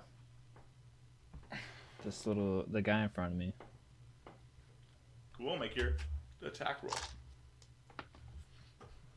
That's 21. That is going to hit. Awesome. And that is 10 damage. Cool, you hit it. Clearly not for as much as you'd like, but you still hit it significantly. Are you going to do anything with your bonus action? Yeah, I'm gonna do... A reminder, because we've been forgetting this whole session, if you choose to use Flurry of Blows, you do add one of your Chronomancy feats to it. I'm gonna do Fury of Blows, though, again, along with Cool. the slowed movement to get a third strike. Awesome. Make your 3 strikes. The first is 13. That will hit. The second is 21. That's also going to hit. And the last is 21 as well. Cool. Make all 3 damage rolls. Awesome. The first is 5, then 8, and 7. So 20.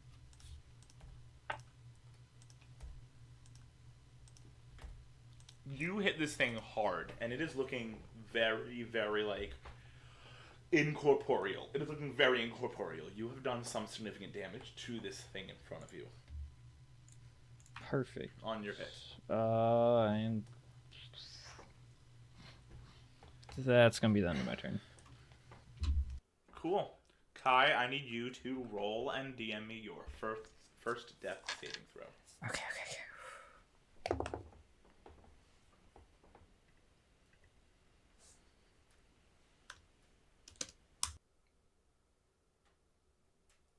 Thank you. It is now Lily's turn. Did I notice Kai go down? This creature's right in front of you, so you need to make a, with disadvantage, a perception check. Oh, the creature did wobble through your, remaining form, and it's gone. Make a perception check. With disadvantage? With disadvantage. Nope. 7. You don't notice. Alright. I will say right now, Lola, you're right next to Kai. You notice. Yeah. There's no way you don't notice. I'm going to run up to my daughter, Adira, and just look at her and say, do you have an idea? It came from this room, and I have a feeling this body might be attached to it.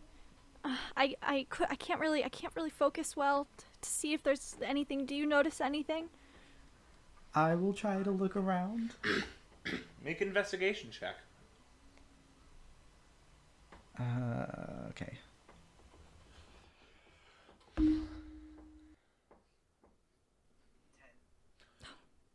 Cool. You don't notice anything out of the ordinary. You do see this body. You can definitely tell there's something about this body that probably could help explain it, but you can't figure out what it is. Maybe another set of eyes at some point when things are not so... could help. Do I still have my action? You do. Alright. Eat it, Mom. How are you doing? Do you need... Just you whatever whatever magic you have did something to it. Hit it again. Am I in close quarters so I wouldn't be able to do ranged? Yeah, you are in close quarters, so it will be with a disadvantage. I'm too close to him. You can hit it, but with disadvantage. I'm gonna cast Gust on him to push him back 5 feet. So he has to make a strength save. Or no, wait, is he large? Yeah, he's large. That's not gonna work. Cool. Dash Rock takes up a lot of spaces. But he's blinded, so yeah, the disadvantage would get canceled out. I think so. Yeah. I think we have advantage and he has disadvantage. Right. So I think it's canceled out. Actually, I think it's canceled out ultimately. The disadvantage from ranged. All right, then I'm gonna guiding bolt him again. Cool. Make your guiding bolt. Ooh, 10. That is not gonna hit. Shoot.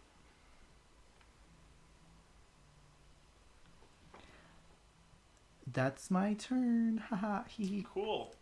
It is Adira's turn. All right. Remind me. You said that the effects of my panic attack would come to an end at the end of this your turn. So you still have to roll to see if you can do things with your panic attack, but they are it is subsiding. And the DCs are lower. I can cancel out that disadvantage because of Coco. On one of your effects, yes. On one of your rolls. The DCs are lower for the ones where you do have to roll. Okay. So I can try to... Can I try to investigate the body again? You're going to try to what body? Investigate?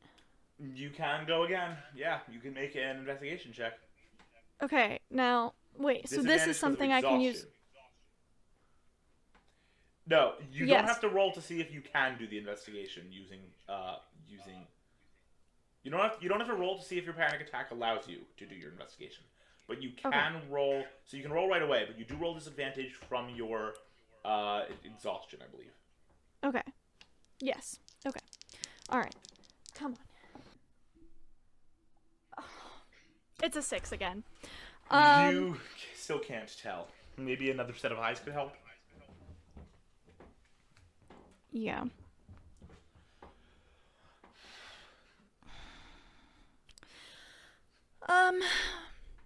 Okay. I'm gonna say to Coco, I'm actually gonna take Coco off my shoulder and put her on the bed and say, I can't get my brain to focus on anything right now. Look around, see what you can find. I kind of tilt my head a little bit, like what? Please. Adira forgets for a second that she's talking to a lemur who doesn't understand English or river. I can't remember off the top of my head what it's called. I think it's Riverese. Who Look doesn't speak Riverese?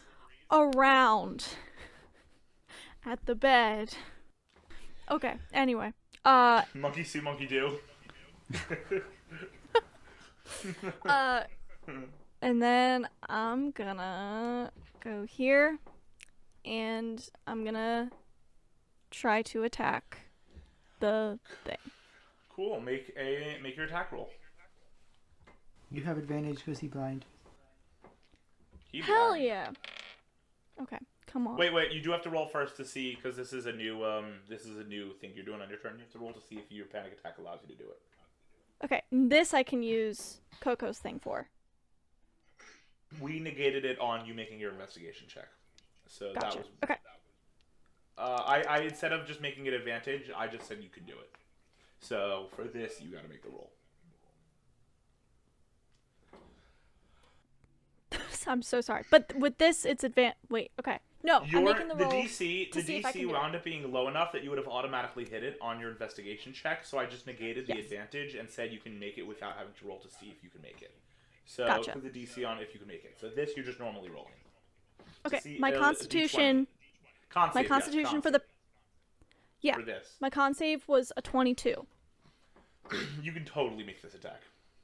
Cool. All right, and I have advantage on this roll to attack because Yes, he's blind. he's blinded. Yes. Hashtag confusing mechanics. All right, that's a whole 25. You definitely hit this creature. All right, I'm tired of this thing. Do I think? Okay, so my hits are not magical, obviously, but I still do. I think I'll still do something with my hits, with my damage. You think there's definitely a degree to which you can do something. Okay. I'm gonna do a talent attack, and I'm gonna spend 2 curse points on savagery dice. So this is 5d8 plus 4. Heck yeah. 3. That's what we call a yeet. Gotta find another d8. I'm sorry. I did not When think. your damage is enough that you don't have enough dice out. Doesn't help. I can't see. All right. Okay. All right, baby. Let's go. 9, 10, 17. Even all that, it's still 21. You hit with 21. 21 becomes you do definitely a significant amount of damage to it. It's not down, but you see that this thing is harmed more, and it releases a whisper in your general direction and goes, "You threaten your own life." You've already done that. And this thing just points in your general direction and goes, "No, you." But not actually. It's still your turn unless you don't have anything else you can do. That's it. Cool. This spectral creature is going to reach out a hand again at Bo. And try to touch Bo, and is going to miss Bo as you duck under it this time. Perfect. It is now the zombie who keeps scratching at the wall. Ren, we are back around to you. It is me. This is real. Okay. Can I see this guy somewhere? Or are like these curtains blocking? The curtains are, you can kind of see the guy. The curtains are mostly blocking the way. Like, the curtains were scrunched up into the corner to open up all the partitions. But because they were scrunched up in the corner, you can only see a sliver of the guy. So you know where the guy is, but it would be hard to hit the guy without hitting the curtains. Okay, so like if I come over here, I can see him, and does he have any like cover? Now you can totally see him. He's kind of Okay. enveloped in the curtains a little. Does he get any kind of like? Is there gonna be like a quarter cover, half cover, anything? I'm gonna say it's quarter cover, but you already have advantage from it being blinded. What? I just really I don't want to have to try. It's enveloped in curtains, but it's not really quarter cover anymore. It's normal cover. Okay. I gonna pull out a big boy spell, and we're gonna cast Scorching Ray. Ooh. Question. This is a big second level spell, y'all. Since you have Yeah. purchased this spell, have you cast it yet? Or have you tried practicing it in your downtime? Probably. When did I buy it? How many bought days it- in game has it been? It's probably been about... You bought it in that whole set of downtime before you went to the shop. You probably had about an hour at most between buying it and the tea shop. And then you went right from the tea shop to the hospital. And Probably we not. hung out in the waiting room. He probably looked over it in the waiting room while he was bored sitting there. But like, yeah. Because it is your first time casting it, you will have to roll a d20 before you make your attack roll. Just saying. Okay. The d20 doesn't necessarily determine whether or not it's successful or not. There is a DC for that, but it's not high. It determines if there's any side effects, because you've never tried this before. And magic is chaos when you have not practiced it. This is untamed magic. Do I have to add anything to the d20? No, just the d20. Flat out d20 roll. 4. Sexy. You are very lucky. A 3, a 2, or a 1 would have been it does not do anything. So on a 4, the spell releases from your palms, and you can cast it as normal on the creature, but there is chaos that unleashes with it. You see sparks fly out of your hands, and the 2 curtains next to you, as well as the 2 curtains, the 3 curtains touching the guy, as well as the curtain next to Lola and the curtain next to that one, all alight in flame, almost instantaneously just burst fire. And there is now fire all over this bottom part of the room. All over it. Welcome. Well, I'm throwing all 3 of these rays at that guy.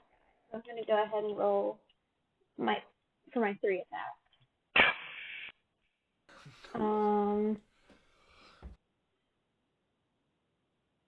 Okay, so there's a 15, a 17, and a 13, but I want to re-roll that 13. I'm going to also use one of my luck points, because I can't remember if that hits or not. I'm going to re-roll just in case, and it was a 13 again, so. Cool. Use my luck for Because nothing. I am an evil jerk, I did not tell you beforehand, but the 13 was going to hit. So that Hard. is a use of a luck point, because I am evil, mwahaha, I am an evil DM. Well, that's actually that's how lucky works. I have to say I'm going to use it. I know. I know. I was tempted to actually tell you you won't need to roll it, but I'm an evil DM, so I played it upon the rules of lucky instead. That's okay. I got the same thing anyway. It's okay. All 3 are going to hit. Hey, that's a lot of damage, you guys. That's 2d6 per ray. That is another thing that we like to call a yeet.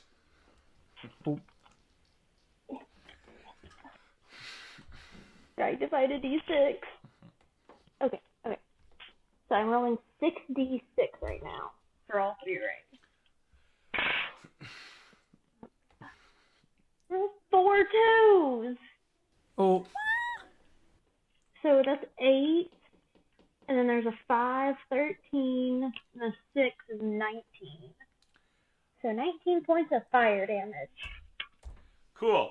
So you do 19 points of fire damage. You feel like the fire isn't as impactful as you want, but you have really harmed this thing. It is looking very weak. That being said, I need dex saves from Adira. Kai, you are unconscious, so it automatically is going to hit you. And Oh no. And then, also this creature. Adira, what's your dex save?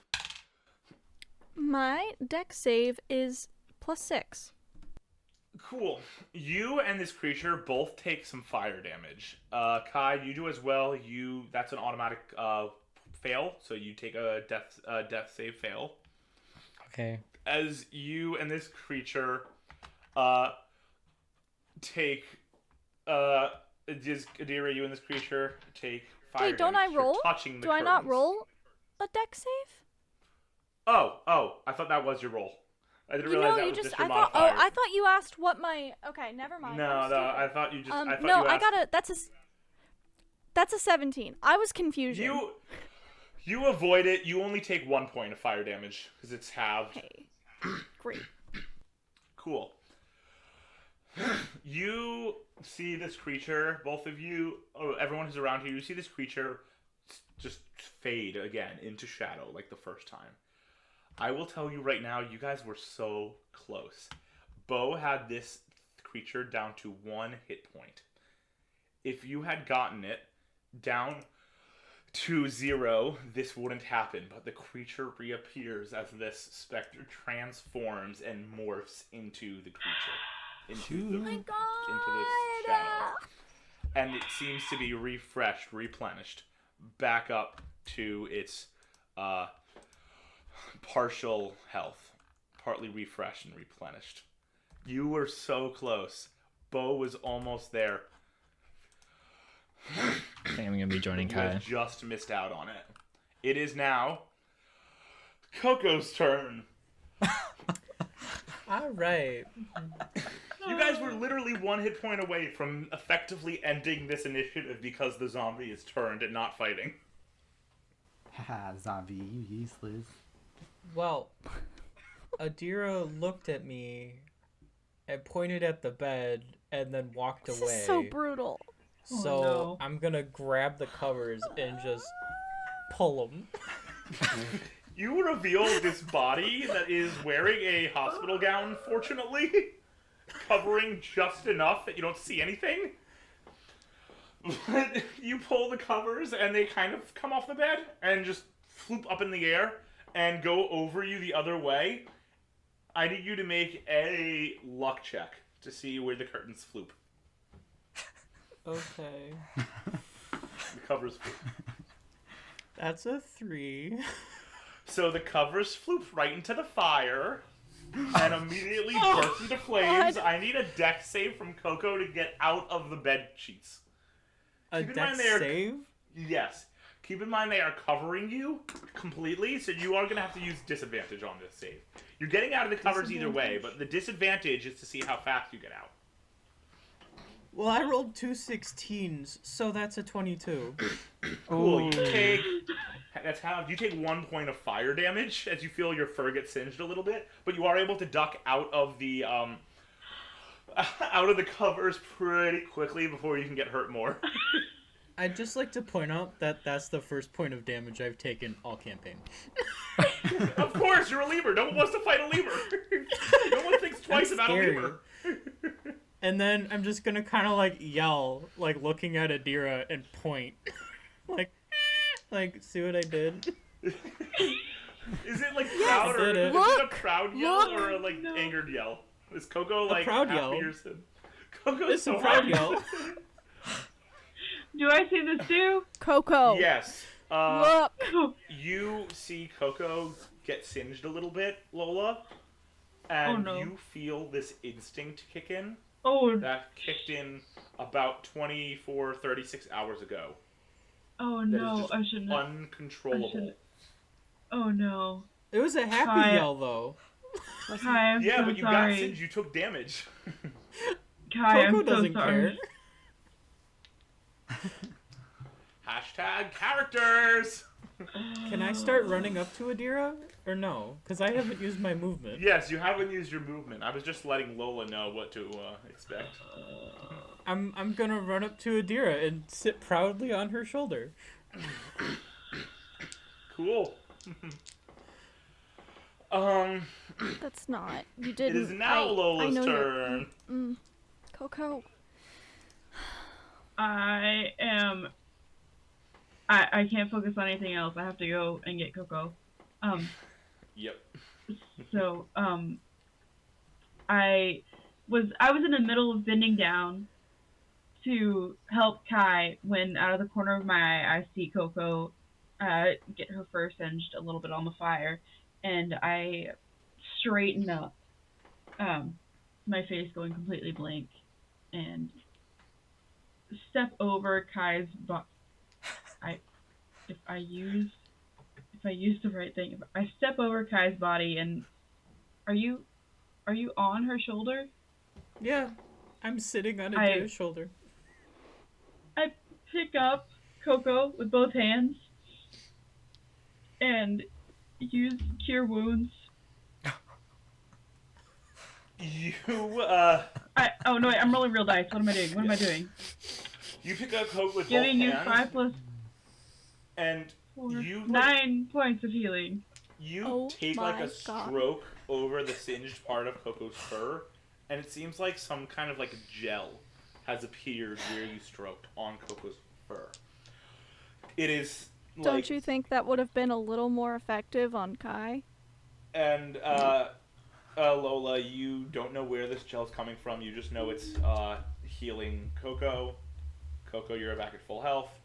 And your mind is not on Kai, not on Adira, not on Lily, just on Coco. Mm-hmm. Can I just like pat her arm like I'm good? Does Coco notice anything different, or does anybody, Adira, who Coco, can actually make see, a perception check. since Adira Perception? like bent down? Yes, Coco, make a perception check. What about Adira, since I'm like at face level with her? Yeah, but you pulled it off of her shoulder, so she's away from. Oh, this you're part right. You're that right. you You're just right. rubbed. You said perception, correct? Yes, perception. That's a 22. Where your fur was once hot, your fur is now cold and wet. But it feels better. Gonna kind of like pat it, like a little bit. There is like some gel on your hand after you pat it. I kind of like look at it and then I just kind of like smear it on Lola's face. There's just a patch of like soothing gel on your face now.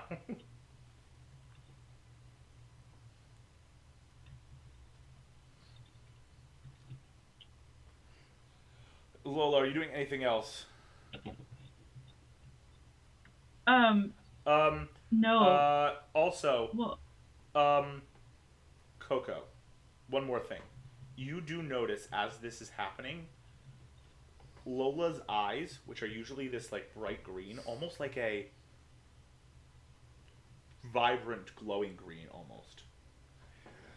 Like if you're like focused on them, they feel like they're glowing. They suddenly turn like a light blue as this is happening. Like they become a light blue. You're Who's saying noticing Coco this? notices this? Coco notices. Adira, I need you to make a perception check. Yeah. I'm like tilting my head like a lot. I have a blank look on my face. And I'm making a lot of weird sounds. With disadvantage from exhaustion, it's only a 3. I'm not perceiving anything. You don't notice anything. It's nothing out of the ordinary. Yep. Can I try and like get away from Lola for a minute? I have an iron grip. My fingers You are can not try. moving. It's a grapple, but I'm going to tell you right now that I'm going to give Morgan advantage. Alright. Let me get on an advantage die. So what is it, strength? Mm-hmm. That's an 11, so, I mean, chances are I'm stuck. I got a 22. You're not going anywhere. I'm doing that, like, toddler, like, trying to, like, get out of their car seat and it's not working. So, like, I'm pushing with all my might and I'm just screaming my little head off, but it's not working. Lola, because Coco is seemingly frantic still, you do not recover from this state you're in, and Oh. your eyes are still glowing blue, and you are still addressing Coco. Okay. Oh no. It is now the creature's turn, who is going to reach out a hand. The creature can see now because it has taken another body. It has taken another space. The shadow that it was at previously was blinded, but now it has taken over another spectral space, so it can see again, and it reaches out and touches Bo. And my die went literally all the way across the room. Like, it rolled past the desk, all the way across the room. That die said I had places Well, I to hope go. you've I all got enjoyed things to these do. 4 sessions of Race for Riveryn. You guys should feel lucky I have a rule about re-rolling anything that hits the floor, because that was a 20. Nat 20. Oh, Huh. Oh, dang. And you should feel extra lucky because that was a nat 2. But Bo, it does not hit you. Great. That's awesome. And it's your turn. Ba-da-da-da-da. Fail. Well, this sucks. Not being able to do anything to it. I'm gonna. Whoever said that? Well, I mean, I Yeah, I can did do stuff. I'm something not to magical. it, but it's not very much. Yeah, but you guys are so close. Are we though? There's. I did burn a bed sheet. Yeah, that was our most productive thing we've done. Honestly. I'm very Bo, proud. whatever you're gonna do, Well, just no. do it. No. I comforted Adira. Okay, me saying you guys are That's so the most close, and productive Emily, thing you I've saying done. "Are we though?" is the classic that's the classic D&D players being like, "We're not gonna do the thing you suggest, and we're gonna make this harder on ourselves." Everyone knows that trope from the internet who plays D&D. Okay, Bo, what are you doing? I'm going to whack it once with my bow staff, and I'll see if that even hits first. Make your attack roll. 15. You bop this thing on the nose, which is not true because there is no nose. You hit this thing, and you hit it. Yes. All right, that's 6 damage. Cool, you hit it. Don't do much to it. All right, and I'm doing my last key point to do another step of the wind to disengage and run back there. Cool. Is that your turn? Yes it is. Kai, please roll another death save for me. I got you.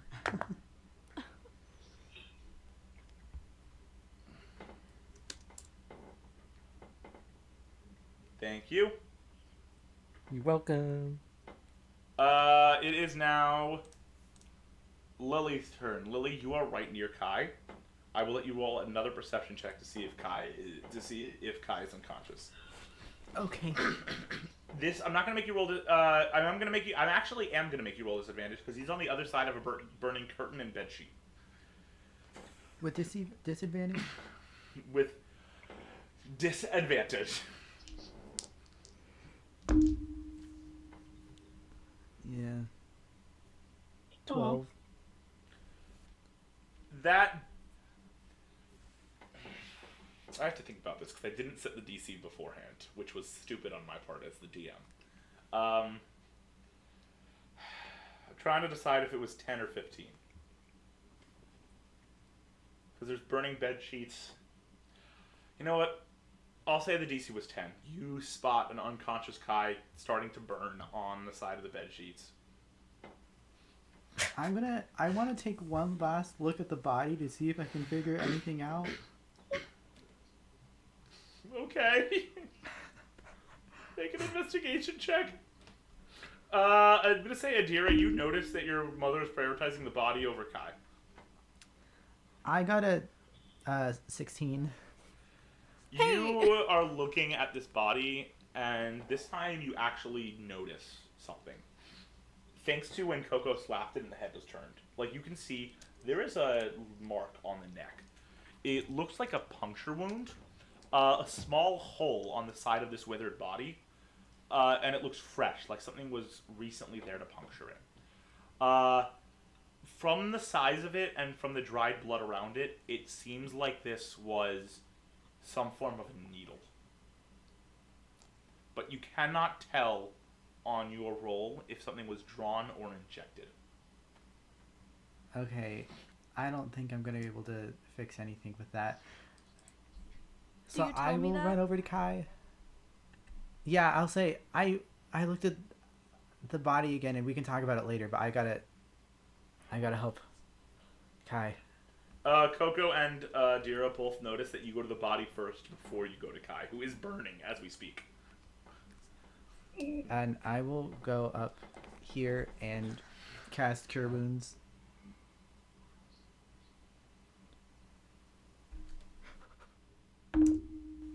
I got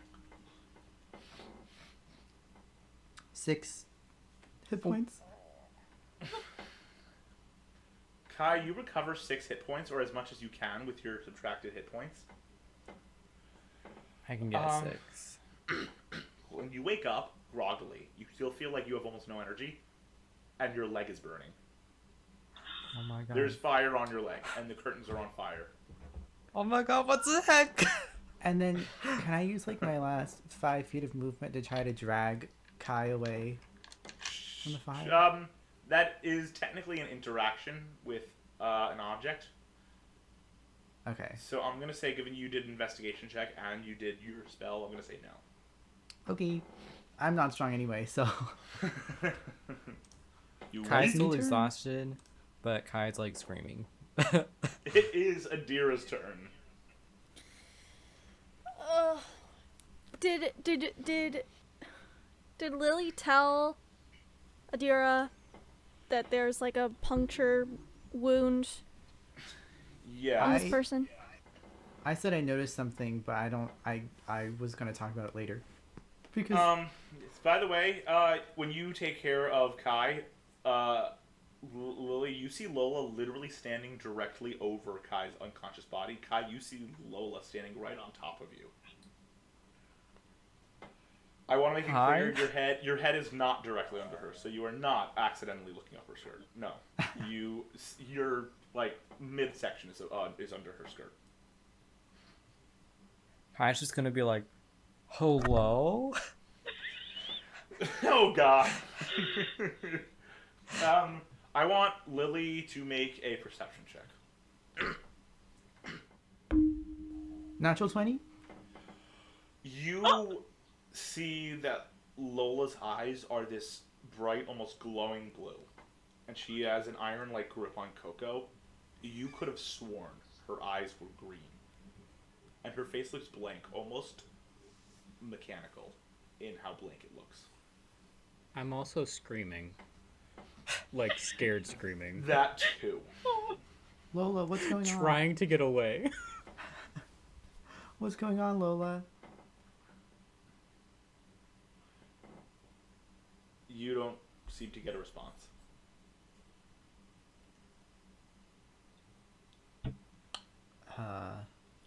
Adira, it's your turn.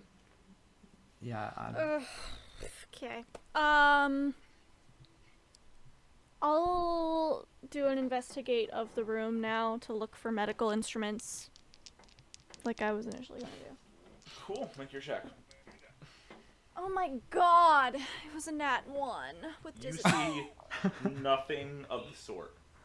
In fact, you're wondering if there's Awesome. any You do this check. You're trying to find any instruments anywhere around here. Anything. You're starting to wonder if there's even any medical instruments in the whole hospital. Great. What kind of hospital are these people running? I'll go over here and make a strength check to try to pull Kai away from the fire. Cool, make a strength check. Yeah. And that's also at disadvantage, right? With exhaustion? What? That's with disadvantage with exhaustion? Yep. Alright, it's a 10. You're able to pull Kai enough that he is no longer on fire. He's away from the fire. But he is still, like, largely under Lola. And that seems to be a hindrance because Lola's not moving. Great. That was an action to interact with Kai, Yes. right? Yes. Alright, I'll go ahead and bonus action into my full lichen form. Awesome. Are you That's going to it. move at all or no? I don't think I can move anywhere of importance with 15 feet, and I move to Cool. move Kai. Zombie keeps on scraping at the wall. We are back around once again to Ren. It's me. Ren just set fire to a hospital. He's a little shaken. Things are going He didn't crazy. mean to do And it. you are one of several kids who have You never guys seen know dead that bodies scene before. from Now there's dead Breath? bodies everywhere. I didn't do it. I didn't do it. That's Ren right now. I'm also running out of spell slots, which is so. So what's Ren doing? Please tell me Ren's attacking the shadow. Oh yeah, yeah. This guy's still right. I guess I'm gonna like That one. wait. Where are we? Somebody just said no. What? Is it this guy? What? No. Is it this guy? Yeah. Yeah. Yes. Oh, I thought somebody said no. Like, no, don't attack them. Like, what do you mean? No. I was saying oh no because I was just looking at Okay. the state of things. Yeah. The state of Okay, things I'm are not gonna good. I'm gonna move about right there. And how much worse can things get? Not I'm much. gonna cast Scorching Ray again. Yes. Ask and you shall Cool. receive. Roll a d20. Roll a d20. That one was a 13. You don't light anything on fire, but That's a all win. of the curtains start to wildly flap, including the ones on fire, and all the night tables start to get like upturned as like residue magic spreads out. The chairs flop onto their sides. Normal. That's just normal magic stuff, guys. I don't know why you guys are screaming. One chair flops onto its side and hits Bo in the back of the head. Bo, you're not harmed by this because it's a soft armchair, but still. It's like one of those hospital armchairs that's supposed to be comfortable, but like the material they make it out of is like weird and stiff. Okay. So, I How much rolled. damage is this? Oh, What, I just what were rolled your the attacks hit. first? Sorry. What were your hits? There was a 19, a 24, and a 13 again. All of those hit. Roll for damage. Come on, Ren. Good. I am actively rooting for you on this damage. Please. Do it. Oh, Please. sorry, I just thought I threw a dice. Y'all, I rolled 3 6s. 6 6s. That's good luck. Ooh. Okay, so 18, 2 is 20, 2 is 22, 25 points of damage. Cool. You do a ton of damage to this creature. It is looking, once again, very, very damaged, but it doesn't seem like there's any other forms for it to manifest. So a little more and it could be gone. Coco, it is your turn. Oh god. All right. You are still in this iron grip. Can I reach my diaper at least? Oh no. You can reach your diaper. I feel very defeated right now. I don't think I can get out. So I'm just gonna pull out my jug and just hug it. Lola, upon hugging this jug, you see the screaming subside. You see this behavior from Coco you are familiar with. Things start to come down. Coco seems to be at least physically okay. And you return to your surroundings and to your normal state of mind. You return to chaos. Oh. Oh. Kai's just like laying like under You see her. you're standing over Kai. He's just like, hello. Is it my turn? Is that all you're doing on this turn, Coco? Technically, Lola doesn't recover until the end of your turn, so are you doing anything else or no? I don't think I really can do anything else, so Okay, that's my turn. It is Lola's turn. Still being okay, death well, gripped, but okay, so I'm gonna relax my grip on Coco and set her down on my shoulder. can I hop off of her shoulder and kind of like back away from her? You totally can. Why? Cool. Even though it is not your turn? Because roleplay! Because this is going to cause drama at the start of next session. I feel kind of like I just woke up or something, so I'm gonna try to get a handle on my surroundings really quickly, maybe perceive what's going on. You see a ton of curtains on fire. You see a bunch of people around you. Adira in her wear form. Kai is below you. Lily's behind you. I do need you to roll a perception check. Alright.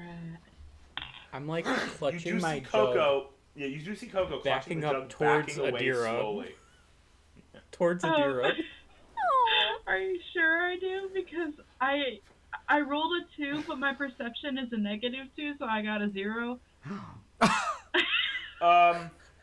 You do see the immediate surroundings because that didn't require a roll, so you do see Coco, but you don't notice anything going on with Ren or even Bo, but that's not as important. I got a 0.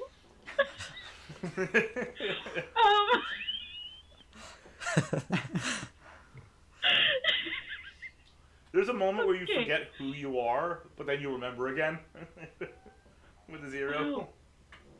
Oh my! Oh, I'm standing on top. I'm so sorry. And Yeah, can you like get off me? yeah, of course. Oh, hey, how are you feeling? Are you okay? Not very good, but I guess like as good as I like kind of can be at the moment. Here, let me take a look at that. And I'm gonna kind of like bend over and take a look at Kai's leg. It's not on fire anymore, right? It is no longer on fire. Okay. But there is a bit of a burn mark. Like, his leg has been burned. Can I- Not heavily, but a little bit. Yeah. If I'm there, can I- I say you stepped over Kai's unconscious body to heal Coco, who was barely hurt? Excuse me. What are you Does talking Kai hear about? this or Bo? You, Lola. Bo, You you're in stepped the vicinity. over Everyone Kai. who's not Ren. Everyone who is not Ren hears this. Wait, no. You're in your beastly form. Everyone who's not Ren hears... I can't. Gosh darn it! I Aggressively can't at- talk. I just There's an squawked aggressive at Lola. at Lola. Oh, well, caw to you too. Kai, let me take a look at that. Can I do like a medicine check to see like how bad the burn is? Yeah, you can. Okay, and like if there's anything I can do to be helpful with that. Probably cure wounds, but I don't know if I can do that after this. Oh boy! I got a 26 on my own. You definitely know that some sort of soothing ointment would be perfect right now. Like, definitely would be helpful. Can I cast a spell having done that?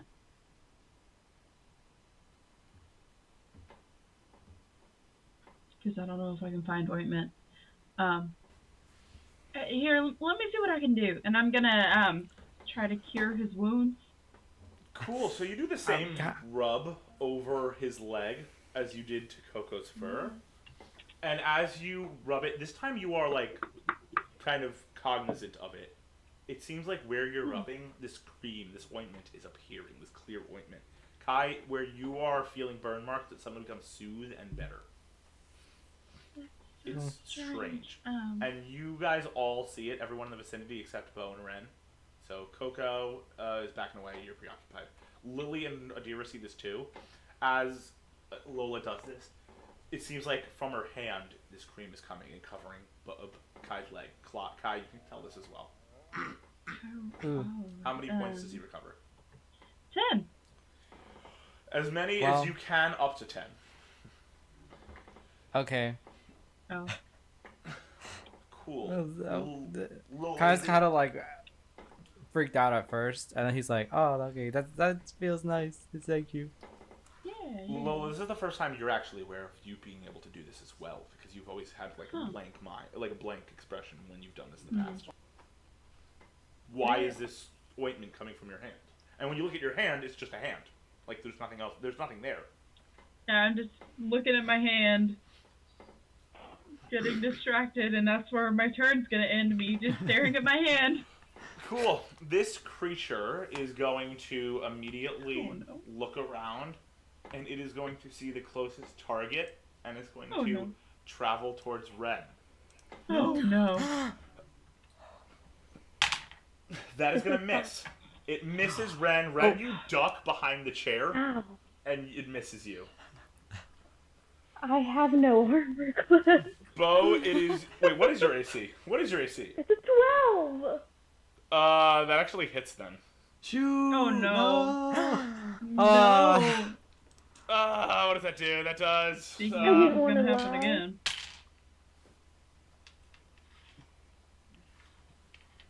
16 points of necrotic damage to you. As you suddenly feel this life energy. 16. 16. Okay. As you feel this life energy starting to get drained from you, it feels exhausting, tiring, painful. I need you to roll a con save. No. Refuse. Don't do it. That's a 15. You do not you have any reduction to your hit point max. Lola, you immediately see you actually don't necessarily see this happening. Does Ren make any noise? I feel like with the kind of damage it does, there's no noise. He just gets like he's too tired to make any noise. You don't register this happening. You don't sense it at all, Lola, so nothing changes for you. Okay. Bo, your turn. Okay, Just finish this thing off. well, please. seeing that Kai was unconscious for the first time this fight, I'm just gonna yell over, Kai, you all right? Once I kill this thing. Maybe take one step at a time, and I'll run up to right there and throw my boomerang with my offhand again at the creature. Cool, make your attack roll.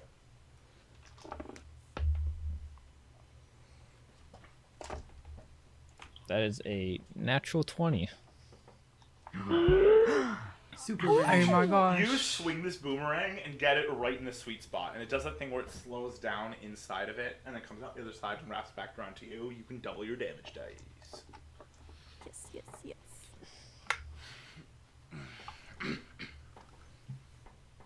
8 points of damage. You somehow, even with that much damage, you somehow don't manage to take this thing out. It's still a little bit Okay. on its feet. Okay. Can you do anything else? No, I cannot. Kai, it is your turn. Okay. I want to definitely get up, which takes 10 feet of my movement. And it's halved because you're Because- exhausted. And the rest of your movement is halved from exhaustion. So you can only move Yeah. 10 Yeah, feet. wait. How much does it take to get up? Is Um, it half your movement to get up? It'll take 20 because well, no, in reality, like, do you have anything additional? Because normally it's just half your movement. Yeah, my speed is halved So you only have 15 speed. because you're I'm working exhausted. with. You're only working with 15 Okay. speed. So you can only move 5 more feet when you get up. Well, I'll get up, and then I want to manifest my echo and just like shoot it straight at the ghost. Manifest this echo? Oh shoot! Wait, it died when I died. Good point. So you manifest your echo and shoot straight at the creature. Yes. And make a sword strike Cool. Make your attack roll. and be like, "You should have finished me off when you had the chance." Ooh. It looks at you and goes, "Technically, I did." But it doesn't say it like Well, that. you It says did it in it. its whisper. Technically, I did. And that's a 17 to hit. That's gonna hit. What's your minimum damage? Okay. What's your minimum possible damage? 7. You kill this thing. Your minimum You- damage is 7? You take this thing out, and it starts to fade again into shadow. And this time, there's no more bodies for it to take over. There's no more ghosts. And this thing looks at you as it fades into shadow, and the eyes change from yellow to like this light bluish color. And it looks at you, Kai, and goes, "I can rest. Thank you." And it dissipates. Kai gives him the finger. You give the finger to the space where it was remaining. We come out of initiative. The room is on fire. Everything is a mess. There are dead bodies. There's a zombie clawing at the wall. Things are a mess. You all are the only living beings healthy and in the right state of mind in this room. That if anyone comes in here right now while you're in this room, you are all dead. And I don't mean like physically dead. I mean like criminally dead, like legally dead. Yeah. We gotta go. Uh, Did somebody grab that Do- sun amulet? Yeah, I have it. Okay, then. do I see Ren? Yeah, but you didn't see Ren get harmed. Ren looks exhausted, but Ren doesn't look harmed because you don't realize at this moment. Okay. What are you doing? Where We should where go. do we go? Just out. Is there a window? The windows are A heavy window? plexiglass and bars. Like you can't Why get out don't we those. just And there's go- 16 floors up. Why don't Oh, we shoot. just go through the door? Okay. So you guys all, like, I'm just gonna make the executive decision here. You guys all just run through the door as you guys start to freak out a little bit because like this room's chaos. You guys get in trouble, and you guys all just start to run through the door and down the hallway as fast as you can towards the nearest exit of the hospital. And that is where we are ending this session. Oh my Come gosh. back next week for episode 5 of the race for Rivaryn. This made my heart go pitter patter. Thanks for watching the episode. If you enjoyed the game, feel free to support us by liking that hit button and by hitting the like button is what I said. and definitely subscribing to our channel. And if you're looking for more ways to keep up to date with Campaign Crusades and all of our shenanigans, feel free to Dimension Door on over to our other platforms. We got an Instagram, we got a Twitter, we got some others. There's a link down below. Go ahead and just check us out. Now, let's see where the next leg of our journey takes us, shall we?